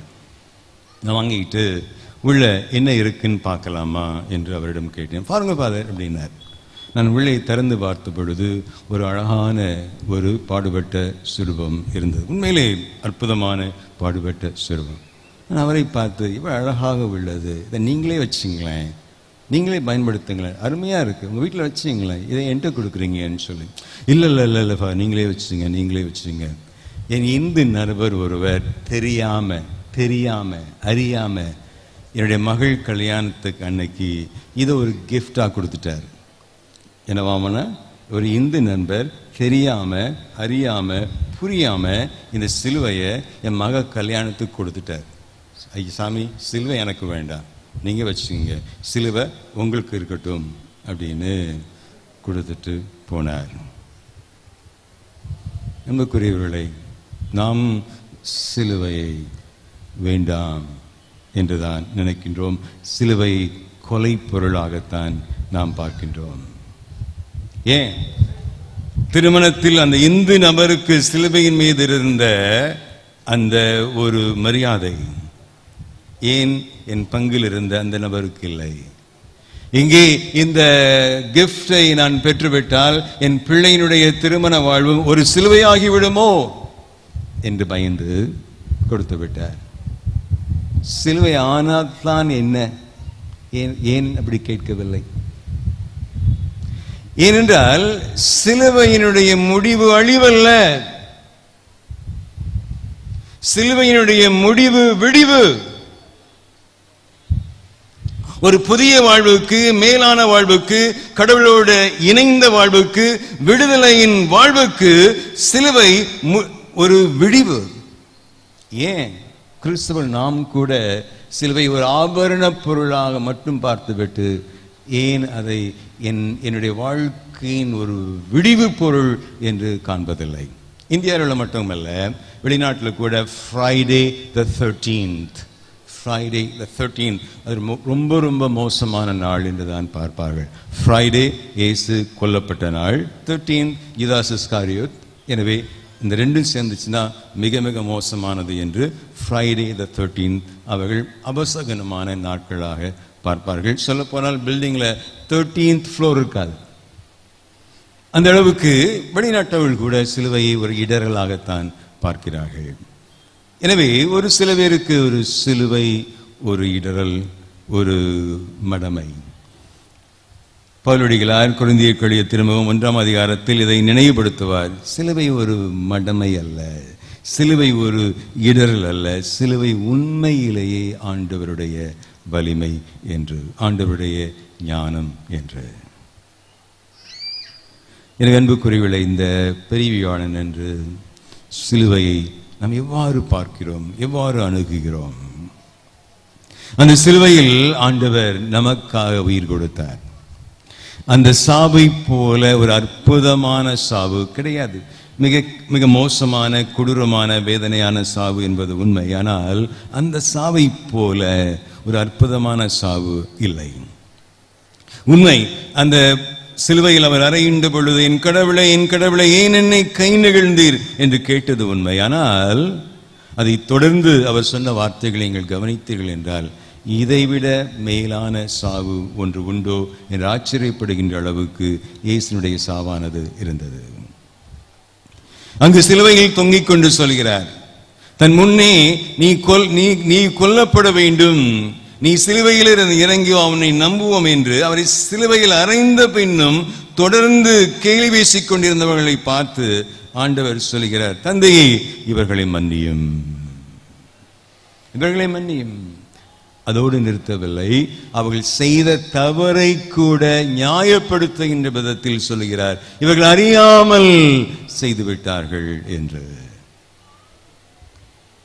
கொஞ்சம் யோசித்தீர்கள் என்றால், இயேசு சாகும் முன் தன்னை கொன்றவர்களோடும் ஒப்புரவாகிறார். அவர்கள் மீது எந்த ஒரு காழ்ப்புணர்வும் கோப உணர்வும் கசப்புணர்வும் மற்றவராக எல்லாவற்றையும் இறக்கி வைத்துவிட்டு தன்னை கொன்றவர்களோடும் அவர் ஒப்புரவாகின்றார். அது மட்டுமல்ல, அங்கே தன் முன்னே நின்று கொண்டிருந்த தன் தாயை பார்த்து இதோ உன் மகன் என்று யோவானை பார்த்து இதோ உன் தாய் என்று தன் தாயையும் அவரிடம் ஒப்படைத்துவிட்டு மறிக்கின்றார். இயேசு சாவதற்கு முன்பாக தன் உறவினரோடும் தன் நண்பர்களோடும் ஒப்புரவானவராக மறிக்கின்றார். அது மட்டுமல்ல, ஆண்டவர் அந்த சிலுவையில் தொங்குகின்ற பொழுது அவர் தெளிவாக சொல்கின்றார், எல்லாம் நிறைவேறிற்று, எல்லாம் நிறைவேறிற்று. நான் எதற்காக இந்த உலகிற்கு அனுப்பப்பட்டேனோ அதை எல்லாம் நிறைவேற்றி விட்டேன் என்கின்ற அந்த ஒரு திருப்தியோடு நிறைவோடு ஆண்டவர் மறிக்கின்றார். எனவே எல்லாம் நிறைவேறிற்று என்று சொல்லுகின்ற பொழுது ஆண்டவர் என்ன செய்கிறார்? தான் செய்ய வந்த பணியோடு ஒப்புரவானவராக, அதை முழுமையாக நிறைவாக செய்து முடித்தவராக ஆண்டவர் அங்கே தன் உயிரை கையளிக்கின்றார். அது மட்டுமல்ல, தாகமாயிருக்கிறது என்று ஆண்டவர் சொல்லுவார். தன் உடலின் தேவைகளை நிறைவு செய்தவராக, தன்னோடும் ஒப்புரவானவராக இயேசு அங்கே உயிர் துறப்பார். அது மட்டுமல்ல, என் கடவுளை என் கடவுளை ஏன் என்னை கை நெகிழ்ந்தீர் என்று சிலுவையின் அறையப்பட்ட துவக்க நேரத்தில் கூறினாலும் கூட, இறக்கின்ற வேளையில் விண்ணக தந்தையோடும் ஒப்புரவானவராக, தந்தையே உன் கையில் என் ஆவியை ஒப்படைக்கிறேன் என்று அவர் விண்ணக தந்தையோடும் ஒப்புரவானவராக அங்கே மறுக்கின்றார். எனவே அன்புக்குரியவர்களே, இதைவிட ஒரு மேலான ஒரு சாவு உண்டோ? இறக்கின்ற வேளையில் எல்லாரோடும் எல்லாவற்றோடும் ஒப்புரவானவராக நிம்மதியாக, இனி நான் செய்ய வேண்டியது ஒன்றுமில்லை, எதை நான் செய்ய அனுப்பப்பட்டேனோ அதை நான் முழுமையாக நிறைவாக நிறைவேற்றிவிட்டேன் என்கின்ற அந்த ஒரு நிம்மதியோடு நிறைவோடு ஆண்டவர் தன் உயிரை கையளித்தார். எனவே நம் ஆண்டவர் ஒரு பலிகடா அல்ல, ஒரு விக்டிம் அல்ல, வெறும் பலி பொருள் மட்டும் அல்ல, பலியிடுபவர்களும். எனவே அன்புக்குரியவர்களே, இவ்வளவு பெரும் திரளாக நாம் இந்த ஆலயத்தை தேடி வந்திருக்கோம் என்றால், நேற்று இரவும் சரி, இன்றும் சரி, இந்த நாள் முழுவதும் ஆண்டவரோடு நாம் செலவழித்திருக்கிறோம். இந்த ஒரு மாற்றம் உங்களிலும் என்னிலும் நடக்க வேண்டும். இயேசு எவ்வாறு துன்பத்தை, துயரத்தை, வேதனையை அணுகினாரோ, அதே போல நானும் என் வாழ்க்கையில் வருகின்ற எதிர்பாராத துன்பங்கள், கஷ்டங்கள், இடர்களை நான் அணுக வேண்டும். வெறும் பலிகடாவாக வேறு வழி இல்லை என்பதால் அல்ல, மாறாக உண்மையிலேயே பலியிடுபவனும் நானே, பலி பொருளும் நானே என்று இயேசு தன் வாழ்வில் பெரிய வெள்ளிக்கிழமையை சந்தித்தது போல, வாழ்ந்தது போல, தன் பணியை நிறைவு செய்தது போல நாமும் செய்தால்தான் வாழ்க்கையில் பலிகடாவும் நானே, பலி பொருளும் நானே, என்னை வெல்ல யாரும் இயலாது, எதுவும் இயலாது என்று எவ்வாறு இயேசு இறந்தாரோ அதே போல என் வாழ்க்கையினுடைய சவால்களையும் நான் சந்தித்தேன் என்றார். உண்மையிலேயே பெரிய வெள்ளிக்கிழமை இங்கு நிறைவு பெறாமல் இங்கு தொடங்கி என் வீடுகளில் நிறைவு பெறுகின்ற ஒரு இனிய நாளாக அமையும். அப்பொழுது எந்த சவாலும் எனக்கு பெரிய சவால் அல்ல, எந்த துன்பமும் என்னை விட பெரியதல்ல, மாறாக எல்லாவற்றையும் விட நான் பெரியவன். இயேசு என்னோடு இருந்து அந்த சிலுவையை அவரைப் போல பலியிடுபவராக எனக்கு சந்திக்க உதவி செய்வதினார். எனவே அன்புக்குரியவர்களே, பெரிய வெள்ளிக்கிழமை தொடர்கிறது. இங்கு சிலுவை ஆராதனையில் தொடங்கி அங்கே நம் வீடுகளில் வாதனையை சாதனையாக நாம் மாற்ற பெரிய வெள்ளிக்கிழமை தொடர்கிறது. இங்கே வழிபடும் பொருளாக பெரிய வெள்ளிக்கிழமை தொடங்கி அங்கே நம் வீடுகளில் அது ஆண்டவர் வழி நம்மை படுத்துகின்ற ஒரு அருளாக தொடர்கிறது.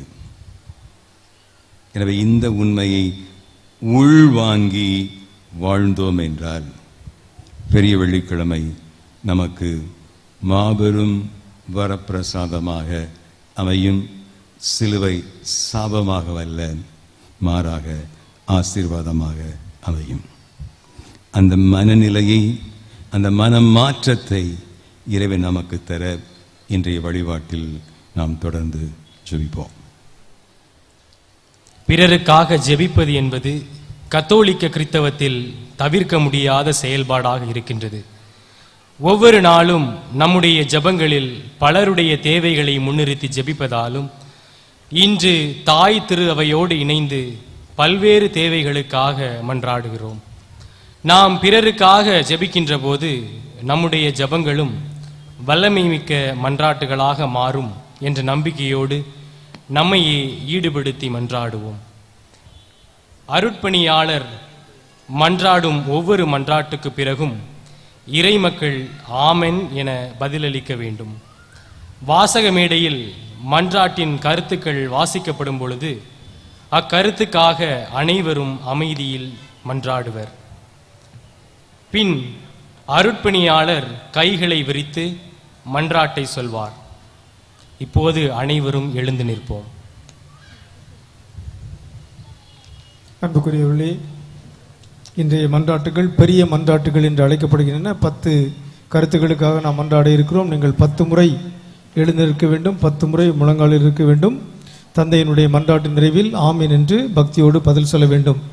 முதலில் நாம் நம்முடைய கத்தோலிக்க திரு அவைக்காக மன்றாடுகிறோம். 21 நூற்றாண்டுகள் இந்த உலகில் பாறையின் மீது கட்டப்பட்ட திரு அவையாக நம்முடைய திருச்சபை விளங்குகிறது. நம்முடைய திருச்சபையை ஆண்டவர் தொடர்ந்து ஆசீர்வதிக்க வேண்டும் என்று இப்பொழுது தந்தையோடு இணைந்து நாம் மன்றாடுவோம்.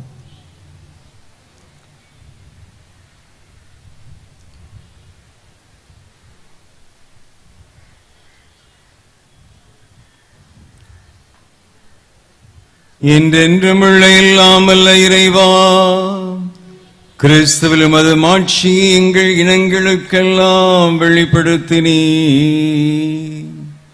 உம்முடைய இரக்கத்தின் செயல்களை நீர் பாதுகாப்பதால் உலகெங்கும் பரவியிருக்கும் திரு அவை உறுதியான நம்பிக்கையுடன் உமது பெயரை அறிக்கையிடுவதில் நிலைத்திருக்க செய்தருளும். எங்கள் ஆண்டவராகிய கிறிஸ்து வழியாக உம்மை மன்றாடுகிறோம்.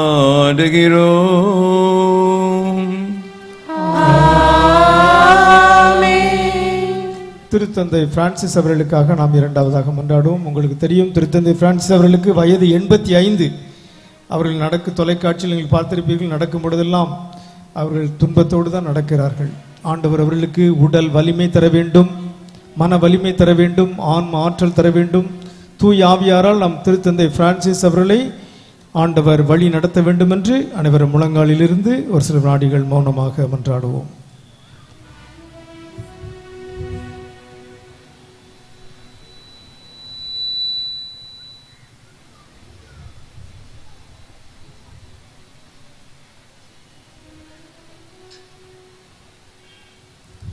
என்றென்றுமுள்ள இல்லாமல்ல இறைவா, உமது திட்டப்படியே அனைத்தும் அமைக்கப்பட்டுள்ளன. அதனால் உமது அதிகாரத்தால் ஆளப்படும் கிறிஸ்தவ மக்களாகி எங்கள் வேண்டலை பரிவிரக்கத்துடன் கண்ணோக்கி அருளும். திரு தந்தையின் தலைமையில் கீழ் நாங்கள் நம்பிக்கையில் வளரும்படி அவரை பரிவுடன் காத்தருளும். எங்கள் ஆண்டவராகிய கிறிஸ்து வழியாக உம்மை மன்றாடுகிறோம்.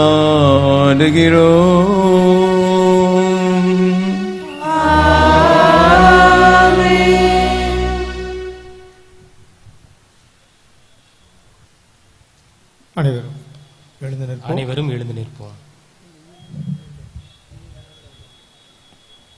மூன்றாவதாக திருநிலை பணியாளர்கள், நம்பிக்கை அருள் பல்வேறு நிலையில் உள்ளவர்களுக்காக மன்றாடுவோம். உலகம் முழுவதும் உள்ள அருள் தந்தையர்கள், அருள் பணியாளர்கள், துறவியர், அருள் கன்னியர்கள் அனைவரையும் ஆண்டவர் ஆசிர்வதித்து வழி நடத்த வேண்டும் என்று நாம் கண்களை மூடி மன்றாடுவோம். அனைவரும் முழந்தார்படியிடுவோம்.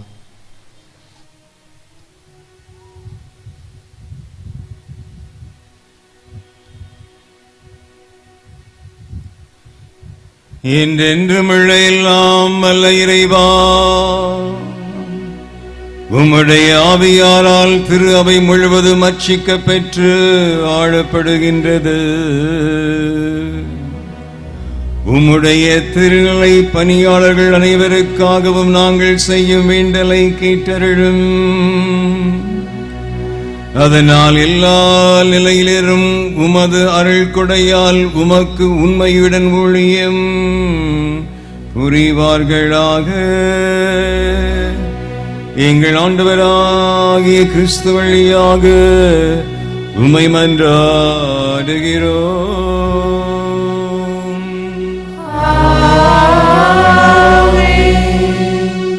அனைவரும் எழுந்து நிற்போம்.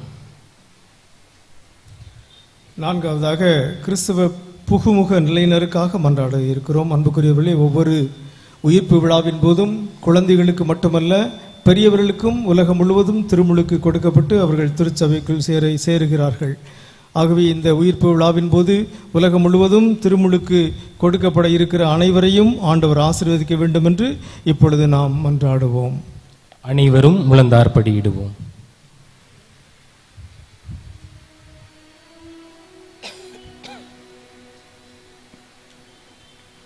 என்றென்றுமுள்ள எல்லாம் வல்ல இறைவா, புனித மக்களை சேர்த்து திரு அவை என்றும் வளம்பெற செய்கின்றீர். கிறிஸ்தவ புகுமுக நிலையினரிடம் நம்பிக்கையும் அறிவும் வளரச் செய்தருளும்.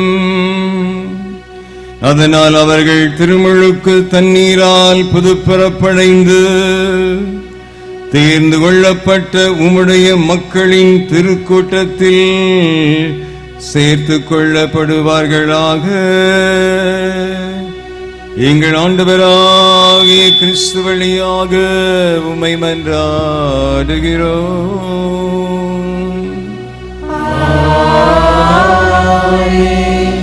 அனைவரும் எழுந்து நிற்போம். ஐந்தாவதாக கிறிஸ்துவின் ஒற்றுமைக்காக நாம் இப்பொழுது மன்றாடுவோம். அன்புக்குரியவர்களே, கிறிஸ்துவின் பெயரால் கிறிஸ்துவர் என்று அழைக்கப்படுகிறவர்கள் உலகில் எத்தனையோ பிரிவுகளாக சிதறுண்டு கிடக்கிறார்கள்.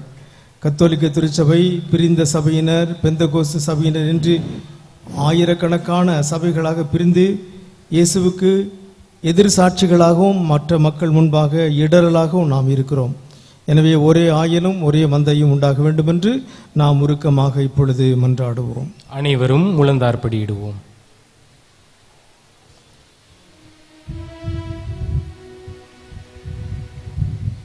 என்றென்றும் உள்ள எல்லாம் வல்ல இறைவா, சிதறுண்டவர்களை ஒன்று சேர்ப்பவரும் ஒருங்கிணைந்தவற்றை பேணி காப்பவரும் நீரே. உம் திருமகனின் மந்தையை கனிவுடன் கண்ணோக்கியருளும். இவ்வாறு ஒரே திருமுழுக்கினால் தூய்மைப்படுத்திய அவர்களை நம்பிக்கையின் முழுமையால் இணைத்து அன்பின் பிணைப்பால் ஒன்று சேர்ப்பீராக. எங்கள் ஆண்டவராகிய கிறிஸ்து வழியாக உம்மை மன்றாடுகிறோம்.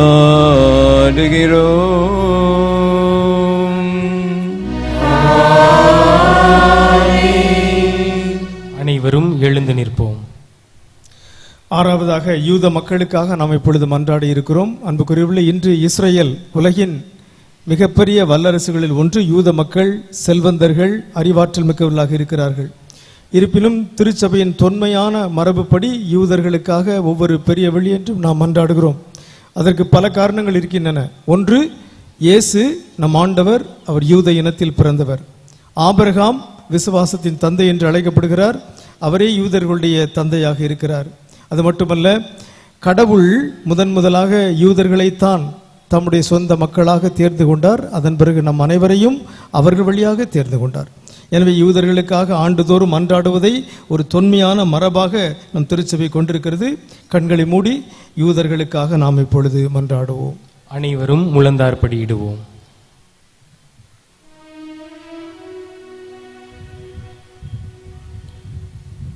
என்றென்றும் உள்ள எல்லாம் வல்ல இறைவா, ஆபிரகாமுக்கும் அவர்தம் வழிமரபினருக்கும் நீரும் வாக்குறுதிகளை வழங்கியுள்ளீரே.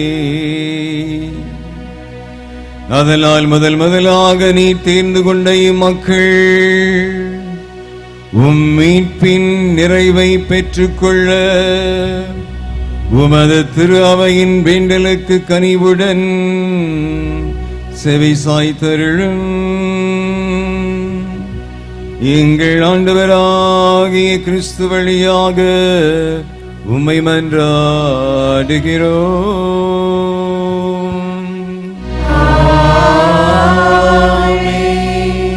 அனைவரும் எழுந்து நிற்போம். ஏழாவதாக கிறிஸ்துவில் நம்பிக்கை கொள்ளாதவர்களுக்காக நாம் மன்றாடுவோம். ஆண்டவர் இயேசுவை மீட்பராக ஏற்றுக்கொள்ளாதவர்கள் உலகில் எத்தனையோ பேர் இருக்கிறார்கள். யூதர்கள் கூட இயேசுவை ஆண்டவராக மீட்பராக ஏற்றுக்கொள்வதில்லை. ஆகவே இயேசுவை ஆண்டவராக ஏற்றுக்கொள்ளாத அனைவருக்காகவும் நாம் கண்களை மூடி மன்றாடுவோம். அனைவரும் முழந்தார்ப்படியிடுவோம்.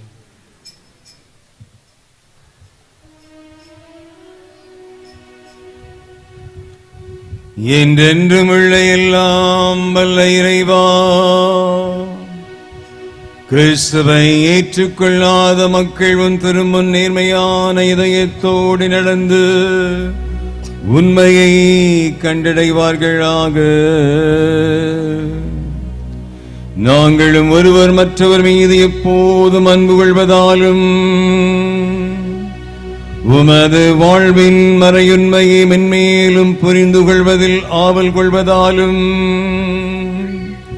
உமது அன்பை இவ்வுலகில் மிக தெளிவாக காட்டும் சாட்சிகளாய் விளங்கச் செய்வீராக. எங்கள் ஆண்டவராகிய கிறிஸ்து வழியாக உம்மை மன்றாடுகிறோம்.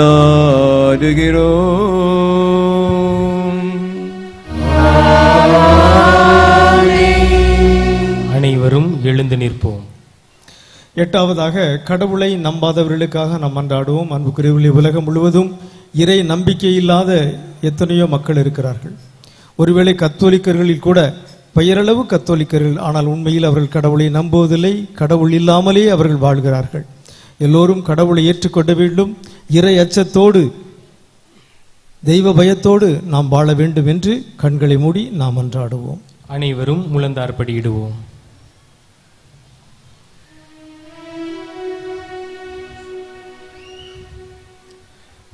என்றென்றும் உள்ள எல்லாம் வல்ல இறைவா, மனித அனைவரும் எப்போதும் உம்மையே விரும்பி தேடவும் உம்மை கண்டடைவதால் அமைதி வரவுமே நீர் அவர்களை படைத்தீரே. அதனால் இவ்வுலகில் ஏற்படும் எல்லாவித தீங்கு விளைக்கும் இடையூறுகளுக்கு நடுவிலும் அவர்கள் அனைவரும் உமது பரிவிரக்கத்தின் அறிகுறிகளையும் உம்மை நம்புவோர் ஆற்றும் நற்செயல்களின் சான்றுகளையும் கண்டுணர்வார்களாக. இவ்வாறு உம்மையே தங்களின் ஒரே மெய்யான கடவுள் எனவும் மக்களின் தந்தை எனவும் மகிழ்வுடன் ஏற்றுக்கொள்ள செய்வீராக. எங்கள் ஆண்டவராகிய கிறிஸ்து வழியாக உம்மை மன்றாடுகிறோம்.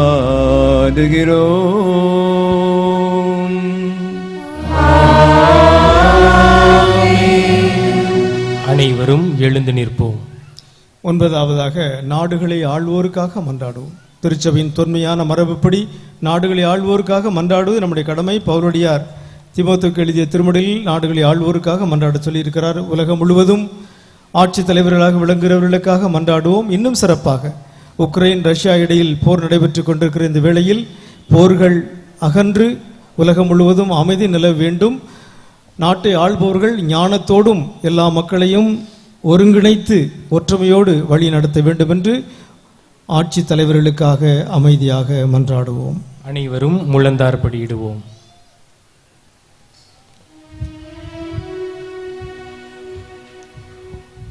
என்றென்றும் உள்ள எல்லாம் வல்ல இறைவா, மனிதரின் இதயங்களும் அவர்களின் உரிமைகளும் உம் கையில் உள்ளன. உலகெங்கும் மக்களின் வளமான வாழ்வும் அமைதியின் உறுதிப்பாடும் சமய உரிமையும் உமது கொடைகளால் நிலைபெறுமாறு எங்களை ஆளுவோரை கனிவுடன் கண்ணோக்குவீராக. எங்கள் ஆண்டவராகிய கிறிஸ்து வழியாக உம்மை மன்றாடுகிறோம்.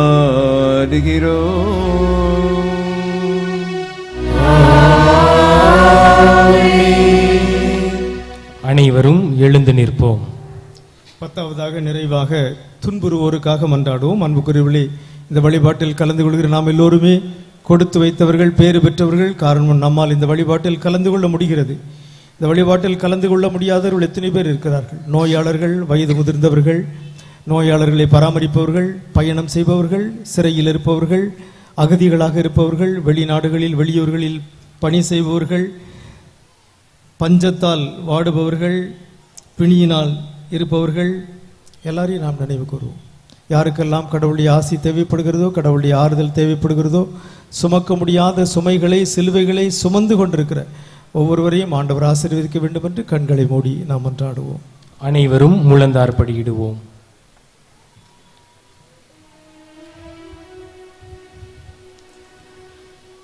என்றென்றும் உள்ள எல்லாம் வல்ல இறைவா, துயருவோருக்கு ஆறுதலும் வருந்துவோருக்கு திடனும் நீரே. எத்தகைய துன்ப வேளையிலும் உம்மை நோக்கி கூவி அழைப்போரின் வேண்டல்கள் உம் திருமன் எழுவனவாக. அதனால் தங்கள் தேவைகளில் நீர் இரக்கத்துடன் துணை புரிவதைக் கண்டு அவர்கள் எல்லாரும் மகிழ்வார்களாக. எங்கள் ஆண்டவராகிய கிறிஸ்து வழியாக உம்மை மன்றாடுகிறோம்.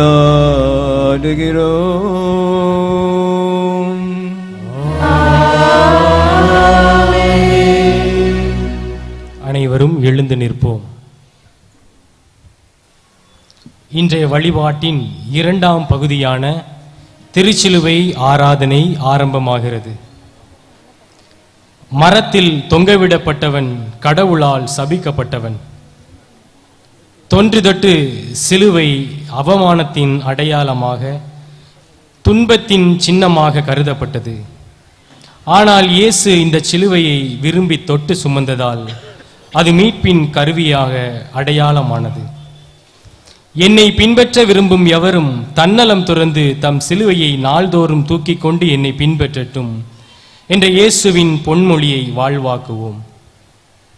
இப்போது துணியால் மூடப்பட்ட திருச்சிலுவையை அருட்பணியாளர் பீடத்திற்கு பவனியாக எடுத்து வருகிறார். அதன் மேலிருந்து சிறிது சிறிதாக துணியை 3 முறை அகற்றுவார். ஒவ்வொரு முறையும் திருச்சிலுவை மரம் இதோ, இதிலேதான் தொங்கியது உலகத்தின் மீட்பு என்று பாடுவார். அப்பொழுது நாம் அனைவரும் வருவீர், ஆராதிப்போம் என்று பதில் பாட வேண்டும். அனைவரும் முழந்தாளிட்டு பக்தியுடன் ஆராதிப்போம்.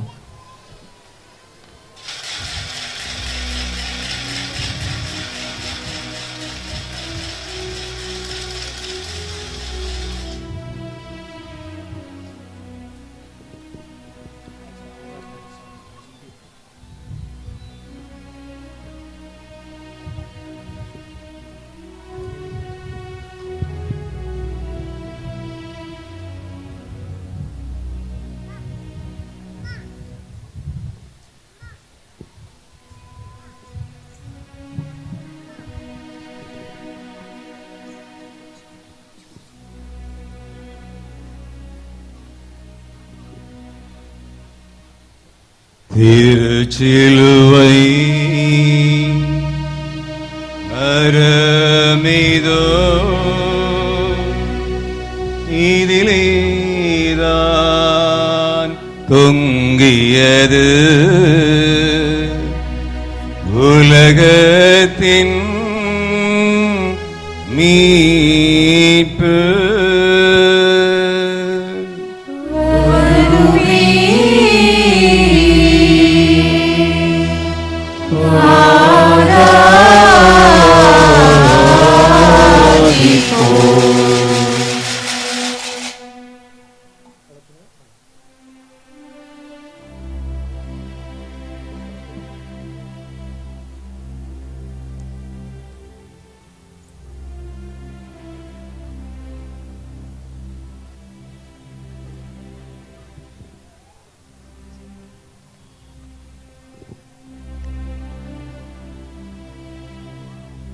திருச்சிலுவை மரமிதோ, இதிலேதான் தொங்கியது உலகத்தின் மீட்பு.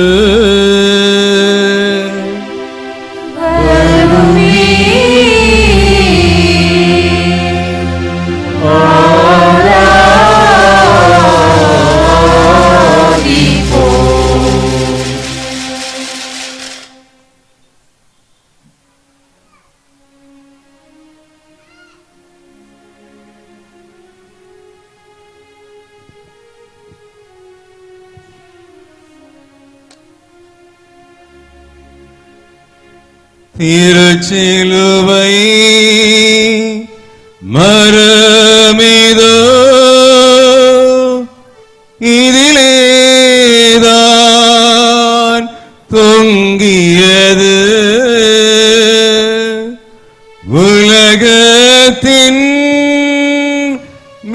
மீட்பு.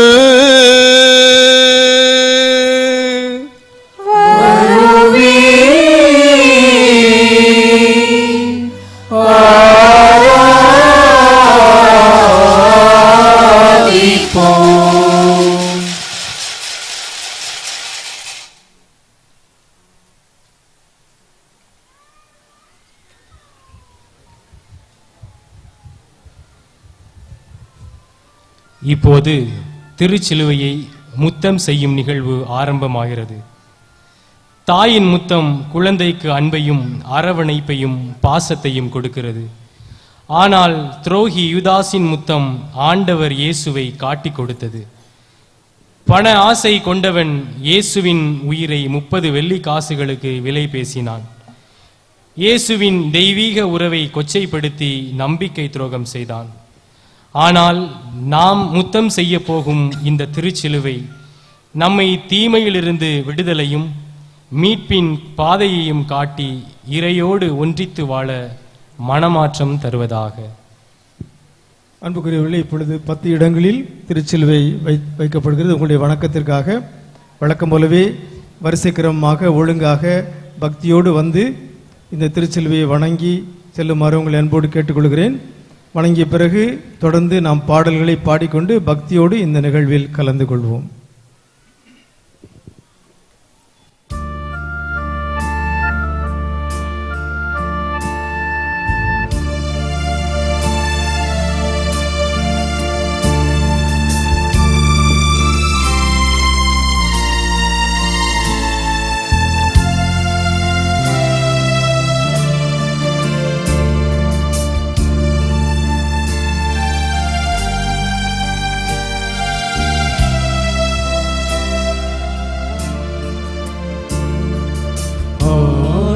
கொண்ட உன் காயங்களை அன்புடன் முத்தி செய்கின்றே.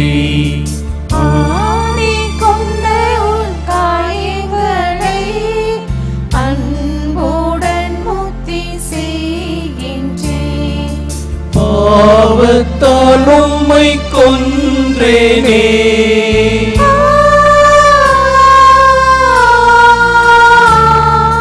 பாவத்தால் உம்மை கொன்றேனே. ஆயினி என்னை மன்னியும், ஆயினி என்னை மன்னியும்.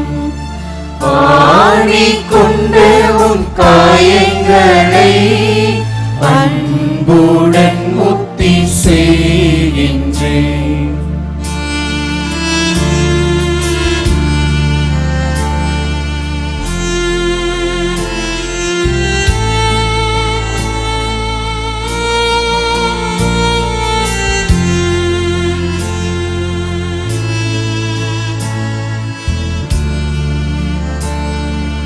வலது கரத்தின் காயமே,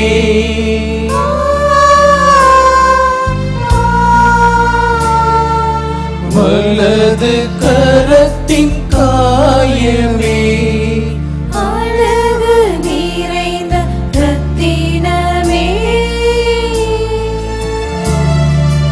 அன்புடன் முத்தி செய்கின்றேன். ஆணி கொண்ட உன் காயங்களை அன்புடன் முத்தி செய்கின்றேன்.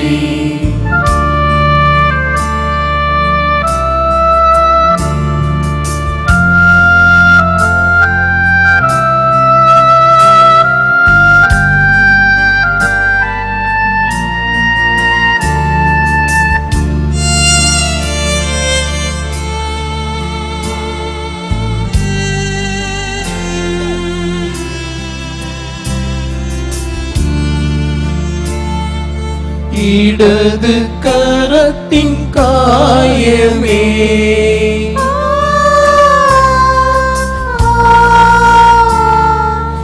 இடது கரத்தின் காயமே.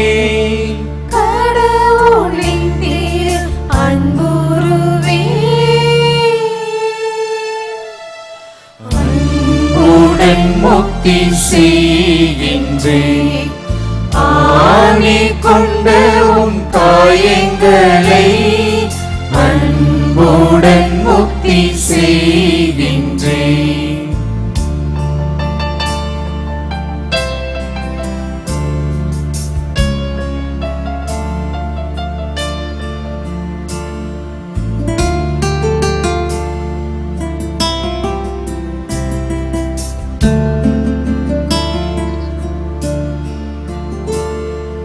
வலது பாத காயமே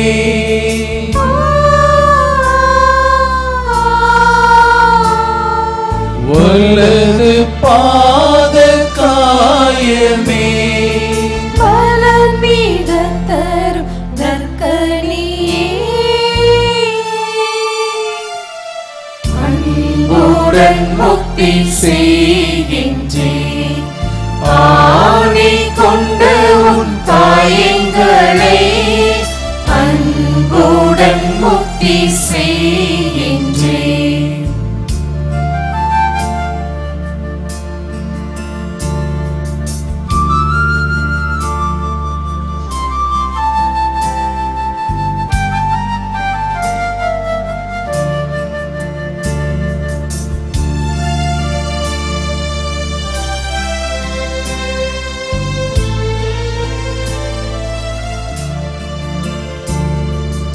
இடது பாத காயமே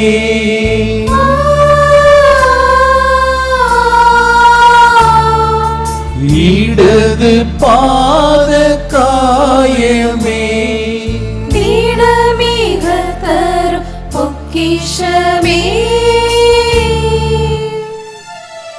அன்புடன் முக்தி செய்கின்றேன். ஆணி கொண்ட உன் காயங்களை அன்புடன் முக்தி செய்கின்றேன்.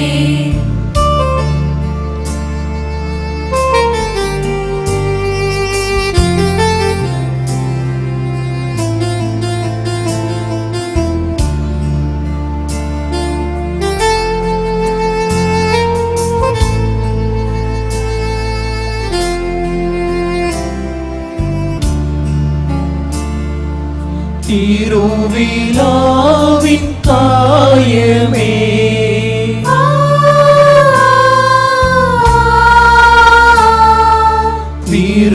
திருவிழாவின் காயமே அருள் சோரி நீடும் ஆலயமே அன்புடன் முக்தி செய்கின்றேன். ஆணி கொண்ட உன் காயங்களை அன்புடன் முக்தி செய்கின்றேன். ஆணி கொண்ட உன் காயங்களை அன்புடன் முக்தி செய்கின்றேன். பாவத்தால் உம்மை கொன்றேனே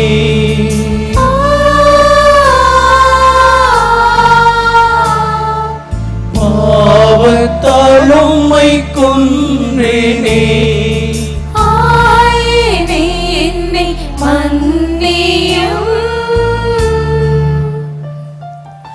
ஆயினே என்னை மன்னியும்.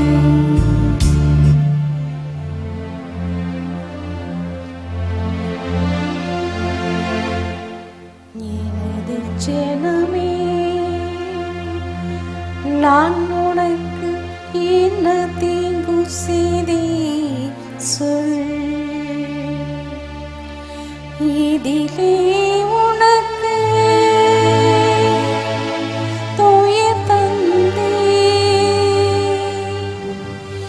எனக்கு பதில் நீ கூறிடுவாய். எனது ஜனமே நான் உனக்கு என்ன தீங்கு செய்தேன் சொல். இதிலே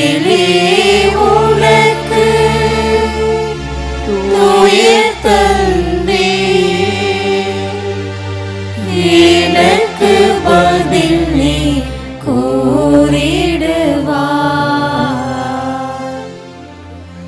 எகிப்து நாட்டில் நின்றுனை மீட்டு கொண்டு வந்தேனே, அதனாலோ உன் மீட்பருக்கு சிலுவை மரத்தை நீ தந்தாய். எனது ஜனமே, நான் உனக்கு என்ன தீங்கு செய்தேன் சொல். ஏதிலே உனக்கு துயர் தந்தேன், எனக்கு பதில் நீ கூறிடுவாய். 40 ஆண்டுகள் நான் உன்னை பாலை நிலத்தில் வழி நடத்தி உனக்கு மன்னா உணவூட்டி வளமிகு நாட்டினுள் வரச் செய்தே, அதனாலோ உன் மீட்பருக்கு சிலுவை மரத்தை நீ தந்தாய். எனது ஜனமே, நான் உனக்கு என்ன தீங்கு செய்தேன் சொல். ஏதிலே உனக்கு துயர் தந்தேன், எனக்கு பதில் நீ கூறிடுவாய். நான் உனக்காக எகிப்தியரை அவதம் தலைச்சென் பிள்ளைகளை வதைத்து ஒழித்தேனே, இல்லை கசையால் வதைத்து கையளித்தாய். எனது ஜனமே, நான் உனக்கு என்ன தீங்கு செய்தேன் சொல். ஏதிலே உனக்கு துயர் தந்தேன், எனக்கு பதில் நீ கூறிடுவாய். பார்வோனே செங்கடல் ஆழ்த்தி எகிப்தில் நின்றுனை விடுவித்தே, நீயோ என்னை தலைமையா குருக்கள் இடத்தில் கையளித்தாய். எனது ஜனமே, நான் உனக்கு என்ன தீங்கு செய்தேன் சொல். ஏதிலே உனக்கு துயர் தந்தேன், எனக்கு பதில் நீ கூறிடுவாய்.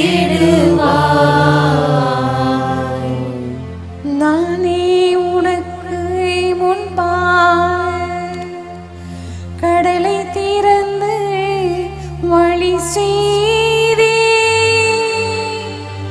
நீயோ எனது விழாவையோ ஈட்டினாலே திறந்தாயே. எனது ஜனமே, நான் உனக்கு என்ன தீங்கு செய்தேன் சொல். ஏதிலே உனக்கு துயர் தந்தேன், எனக்கு பதில் நீ கூறிடுவாய்.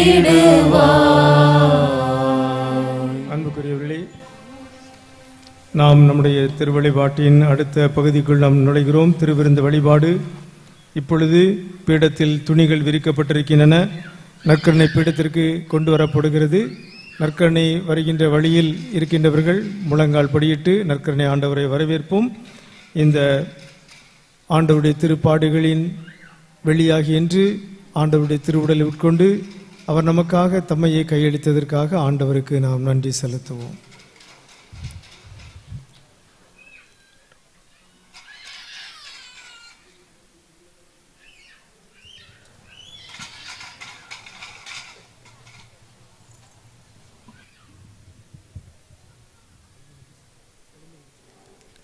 அனைவரும் எழுந்து நிற்போம். மீட்பரின் கட்டளையால் கற்பிக்கப்பட்டு இறை படிப்பினையால் பயிற்சி பெற்ற நாம் துணிந்து சொல்வோம். விண்ணில் இருக்கிற எங்கள் தந்தையே, உமது பெயர் உயர்தென போற்ற பெருக, உமது ஆட்சி வருக, உமது திருவிழா விண்ணுலகில் நிறைவேறுவது போல மண்ணுலகிலும் நிறைவேறுக. எங்கள் அன்றாட உணவை இன்று எங்களுக்கு தாரும். எங்களுக்கு எதிராக குற்றம் செய்தோரை நாங்கள் மன்னிப்பது போல எங்கள் குற்றங்களை மன்னியும். எங்களை சோதனைக்கு உட்படுத்தாதையும் தீமையிலிருந்து எங்களை விடுவித்தருளும். ஆண்டவரை, தீமை அனைத்திலும் இருந்தும் எங்களை விடுவித்து எங்கள் வாழ்நாளில் அமைதியை கனிவுடன் அருளும் மன்றாடுகிறோம். உமது இரக்கத்தின் உதவியால் நாங்கள் பாவத்தில் இருந்து எப்பொழுதும் விடுதலை பெற்று எந்த ஒரு கலக்கமும் இன்றி நலமாயிருப்போமாக. நாங்கள் எதிர்நோக்கி இருக்கும் பேரின்பத்துக்காகவும் மீட்பராகிய இயேசு கிறிஸ்துவின் வருகைக்காகவும் காத்திருக்கின்றோம். ஏனெனில் ஆட்சியும் வல்லமையும் மாட்சியும் என்றென்றும் உமதே. ஆண்டவரே இயேசு கிறிஸ்துவே, நாங்கள் உட்கொள்ளும் தொடரும் திருரத்தமும் எங்களை நீதி தீர்ப்புக்கும் தண்டனைக்கும் உள்ளாக்காமல் உமது பரிவிரக்கத்தால் எங்கள் மனதுக்கும் உடலுக்கும் பாதுகாப்பாகவும் நலமளிக்கும் அருமருந்தாகவும் இருப்பனவாக.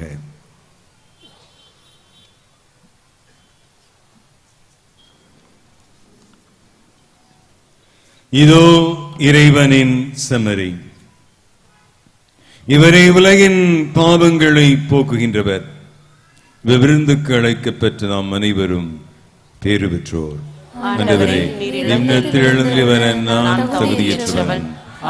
வார்த்தை மட்டும் சொல்லுங்கள், எனது ஆன்மா நலமடையும். கிறிஸ்துவில் அன்புக்குரியவர்களே, நேற்றைய நாளை போலவே அருள் பணியாளர்கள், அருள் சகோதரர்கள், அருள் சகோதரிகள் தூய்மை மிகு நற்கருணை கொண்டு வருகிறார்கள். பக்தி ஒழுங்கோடு இந்த தூய்மை மிகு நற்கருணை பெற்றுக்கொண்டு ஆண்டவருக்கு நன்றி செலுத்துவோமாக. பாடல்கள் பாடி நாம் இறை புகழ்ச்சி செலுத்துவோமாக.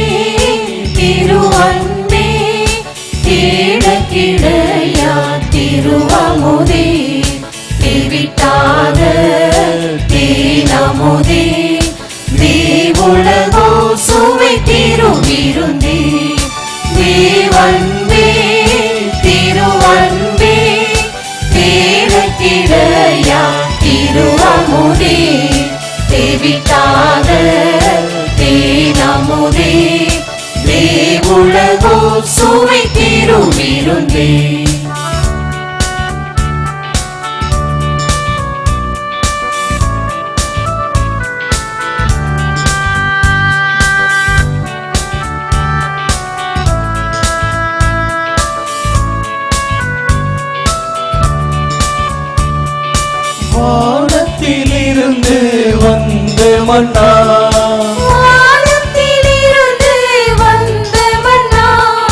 வந்து சிலுவையில் நொறுங்கியதே,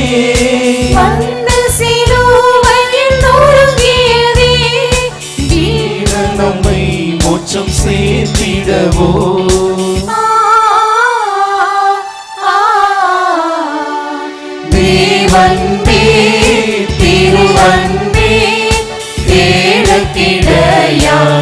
திருஅமுதே தெவிட்டாத தேனமுதே தேவுலகோ சுவை திருவிருந்தே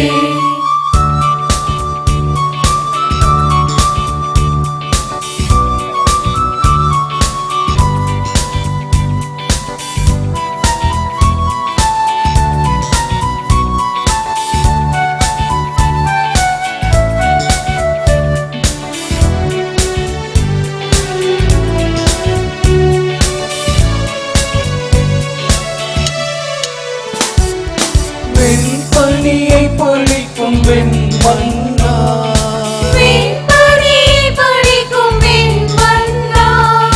வந்து சிலுவையில் கரைப்பட்டதே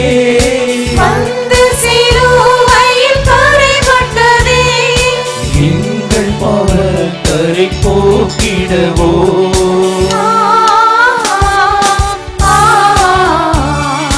தேவன்பே திருஅன்பே தேவக்கிடையா திருஅமுதே தெவிட்டாத தேனமுதே தேவுலகோ சுவை திருவிருந்தே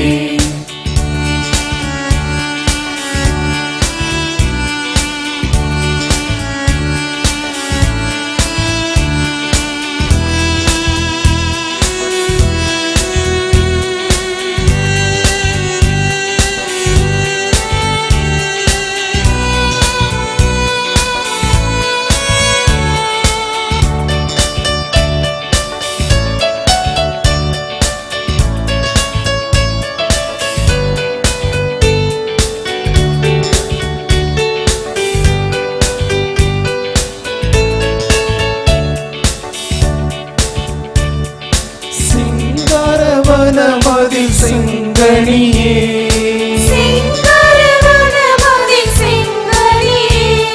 சிதைந்து சிலுவையில் வடிந்தது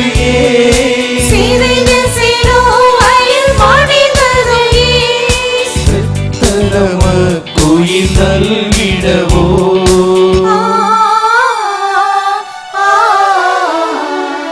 தேவன்பே திருஅன்பே தேடக்கிடையாய் திருஅமுதே தெவிட்டாத தேனமுதே தேவுலகோ சுவை திருவிருந்தே தேவன்பே திருஅன்பே தேடக்கிடையாய் திருஅமுதே தெவிட்டாத தேனமுதே தேவுலகோ சுவை திருவிருந்தே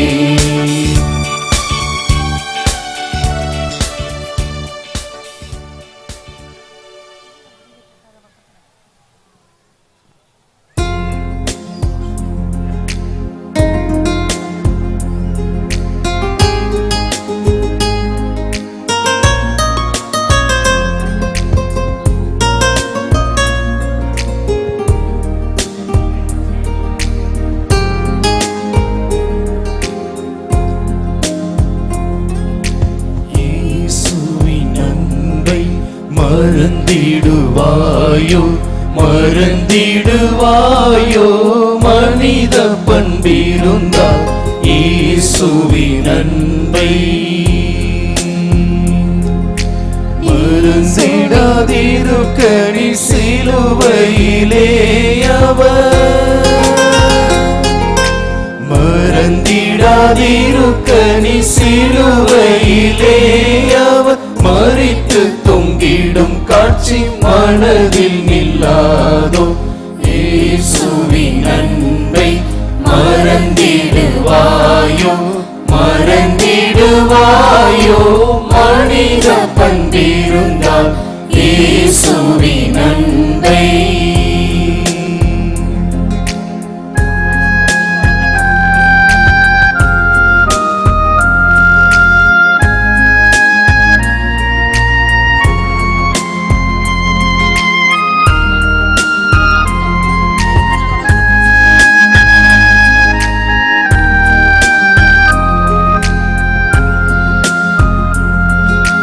அளவில்லா அன்பை அதிசய அன்பு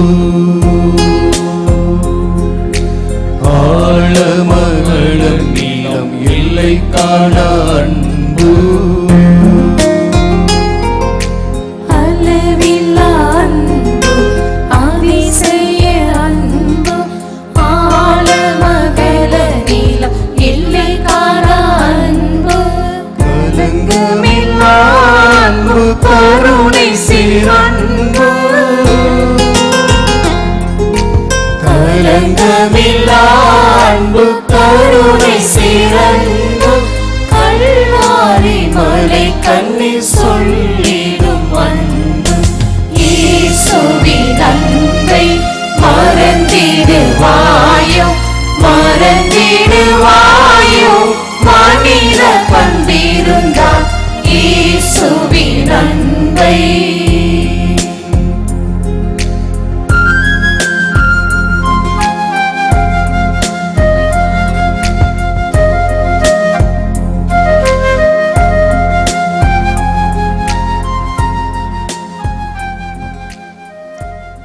பெற்றுக்கொண்டு நாம் ஆண்டவருக்கு நன்றி செலுத்துவோம்.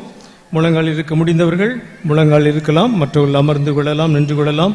கண்களை மூடி கரங்களை குவித்து நாம் ஆண்டவருக்கு நன்றி செலுத்துவோம். எங்களுக்காக கையளிக்கப்பட்ட இயேசுவே போற்றி என்று பாடுவோம். எங்களுக்காக கையளிக்கப்பட்ட இயேசுவே போற்றி, எங்களுக்காக கையளிக்கப்பட்ட இயேசுவே போற்றி. எல்லாம் சேர்ந்து பாடுவோம். எங்களுக்காக கையளிக்கப்பட்ட இயேசுவே போற்றி, எங்களுக்காக கையளிக்கப்பட்ட இயேசுவே போற்றி. ஆண்டவராகிய இயேசுவே, நீர் இறைமகனாயிருந்தும் சாவை ஏற்கும் அளவுக்கு, அதுவும் சிலுவை சாவை ஏற்கும் அளவுக்கு கீழ்ப்படிந்து அடிமையின் தன்மை பூண்டு உம்மையே தாழ்த்தி கொண்டதற்காகவும், உமது சாவின் வழியாக எங்களுக்கு மீட்பை பெற்று தந்ததற்காகவும் உம்மை வாழ்த்துகிறோம், போற்றுகிறோம், நன்றி செலுத்துகிறோம். எங்களுக்காக கையளிக்கப்பட்ட இயேசுவே போற்றி, எங்களுக்காக கையளிக்கப்பட்ட இயேசுவே போற்றி. இயேசுவே, உமது காயங்களால் எங்களை குணப்படுத்துவதற்காகவும், உமது தழும்புகளால் நாங்கள் நலம் பெற்றுக் கொள்வதற்காகவும் உம்மை வாழ்த்துகிறோம், போற்றுகிறோம், நன்றி செலுத்துகிறோம். எங்களுக்காக கையளிக்கப்பட்ட இயேசுவே போற்றி, எங்களுக்காக கையளிக்கப்பட்ட இயேசுவே போற்றி. ஆண்டவரே, இந்த நாளில் உலகம் முழுவதும் உமது இறப்பினை நினைவு கூர்ந்து அமைதியை பெற்றுக்கொள்வதற்காகவும், துன்புறுவோர் அனைவரும் ஆறுதல் பெறுவதற்காகவும், தேவையில் உழல்வோர் அனைவரும் உமது இரக்கத்தை பெற்றுக்கொள்வதற்காகவும் உம்மை வாழ்த்துகிறோம், போற்றுகிறோம், நன்றி செலுத்துகிறோம். எங்களுக்காக கையளிக்கப்பட்ட இயேசுவே போற்றி, எங்களுக்காக கையளிக்கப்பட்ட இயேசுவே போற்றி. கண்களை மூடி ஒரு சில வினாடிகள் மௌனமாக நாம் ஆண்டவருக்கு நன்றி செலுத்துவோம்.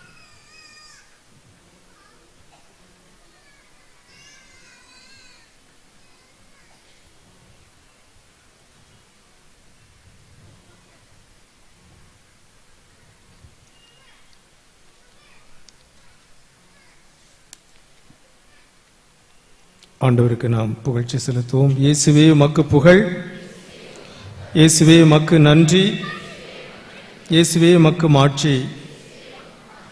கிறிஸ்துவில் அன்புக்குரியவர்களே, இந்த புனித வெள்ளி திருவழிபாட்டில் நீங்கள் பக்தியோடும் ஒழுங்கு வரிசையோடும் கலந்து கொண்டதற்காக உங்கள் அனைவரையும் நான் பாராட்டுகின்றேன். அதற்கு உதவி புரிந்த தொண்டர்கள், தன்னார்வ தொண்டர்கள் அனைவருக்கும் நான் நன்றி செலுத்துகிறேன். நாளைய நாள் புனித சனி முழுவதையும் அமைதியில் கழிக்குமாறு உங்களை அன்போடு அழைக்கின்றேன். ஆகவே இந்த புனித வாரத்தின் நிறைவு நாளாகிய புனித சனி ஒரு அமைதியின் நாளாக அமைவதாக. நாளை இரவு 11 மணிக்கு இதே மேடையில் திருவிழிப்பு வழிபாடு தொடங்கும். பாஸ்கா புகழுரை, இறை வார்த்தை வழிபாடு, திருமுழுக்கு வழிபாடு, திருமுழுக்கு நீர் மந்திரித்தல் ஆகியன நடைபெறும். திருமுழுக்கு வாக்குறுதிகளை புதுப்பிக்க மெழுகுதிரி கொண்டு வருமாறு உங்களை அன்போடு கேட்டுக்கொள்கின்றேன். மீண்டும் அறிவிக்கிறேன், நாளைய திருநிகழ்வில் திருமுழுக்கு வாக்குறுதிகளை புதுப்பிப்பதற்காக அனைவரும் மெழுகுதிரி கொண்டு வாருங்கள். உங்களுடைய வசதிக்காக மெழுகுதிரி திருப்பொருள் விற்பனையகத்தில் விற்கப்படும். திருப்பொருள் விற்பனையகம் நாளை திறந்திருக்கும்.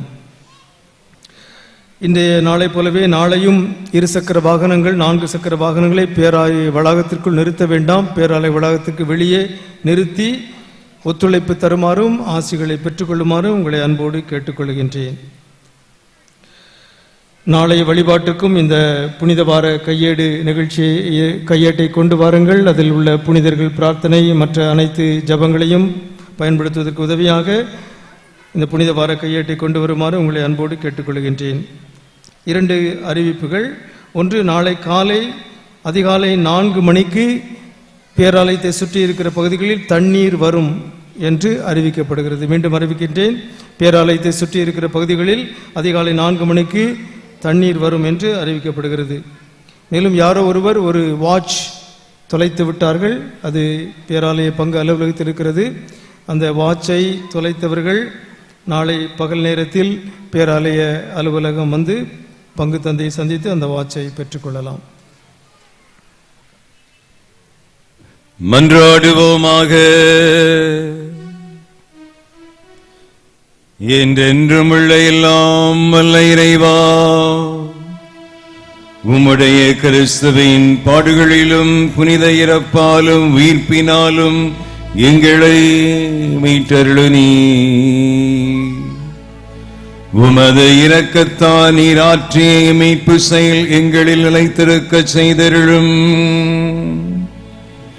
இவ்வாறு இம்மறையின் பொருளில் பங்கேற்பதன் வழியாக முடிவில்லா இறைப்பற்றுடன் வாழ்வோமாக.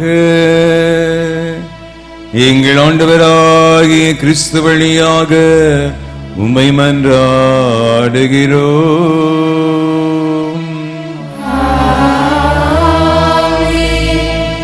இறையாசிக்காக தலை வணங்குவோமாக. ஆண்டவரே, உமது உயிர்ப்பின் நம்பிக்கையில் உமது திருமகனின் சாவை நினைவு கூர்ந்துள்ள உமக்கள் இவர்கள் மீது உமது ஆசியை நிறைவாய் இறங்கிட உம்மை வேண்டுகின்றோம். அவர்களுக்கு மன்னிப்பு கிடைப்பதாக,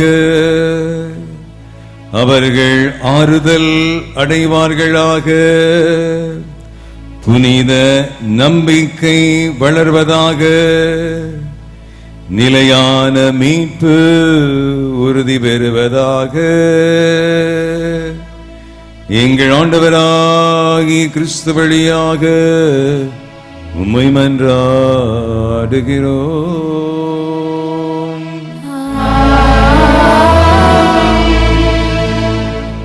இயேசுவின் இறப்புக்கு அஞ்சலி செலுத்த வண்ணம் அனைவரும் அமைதியாக கலைந்து செல்வோம். பேராலய வளாகத்திற்குள் யாரும் கூடி நின்று பேச வேண்டாம். அமைதியாக இல்லங்களுக்கு செல்வோமாக.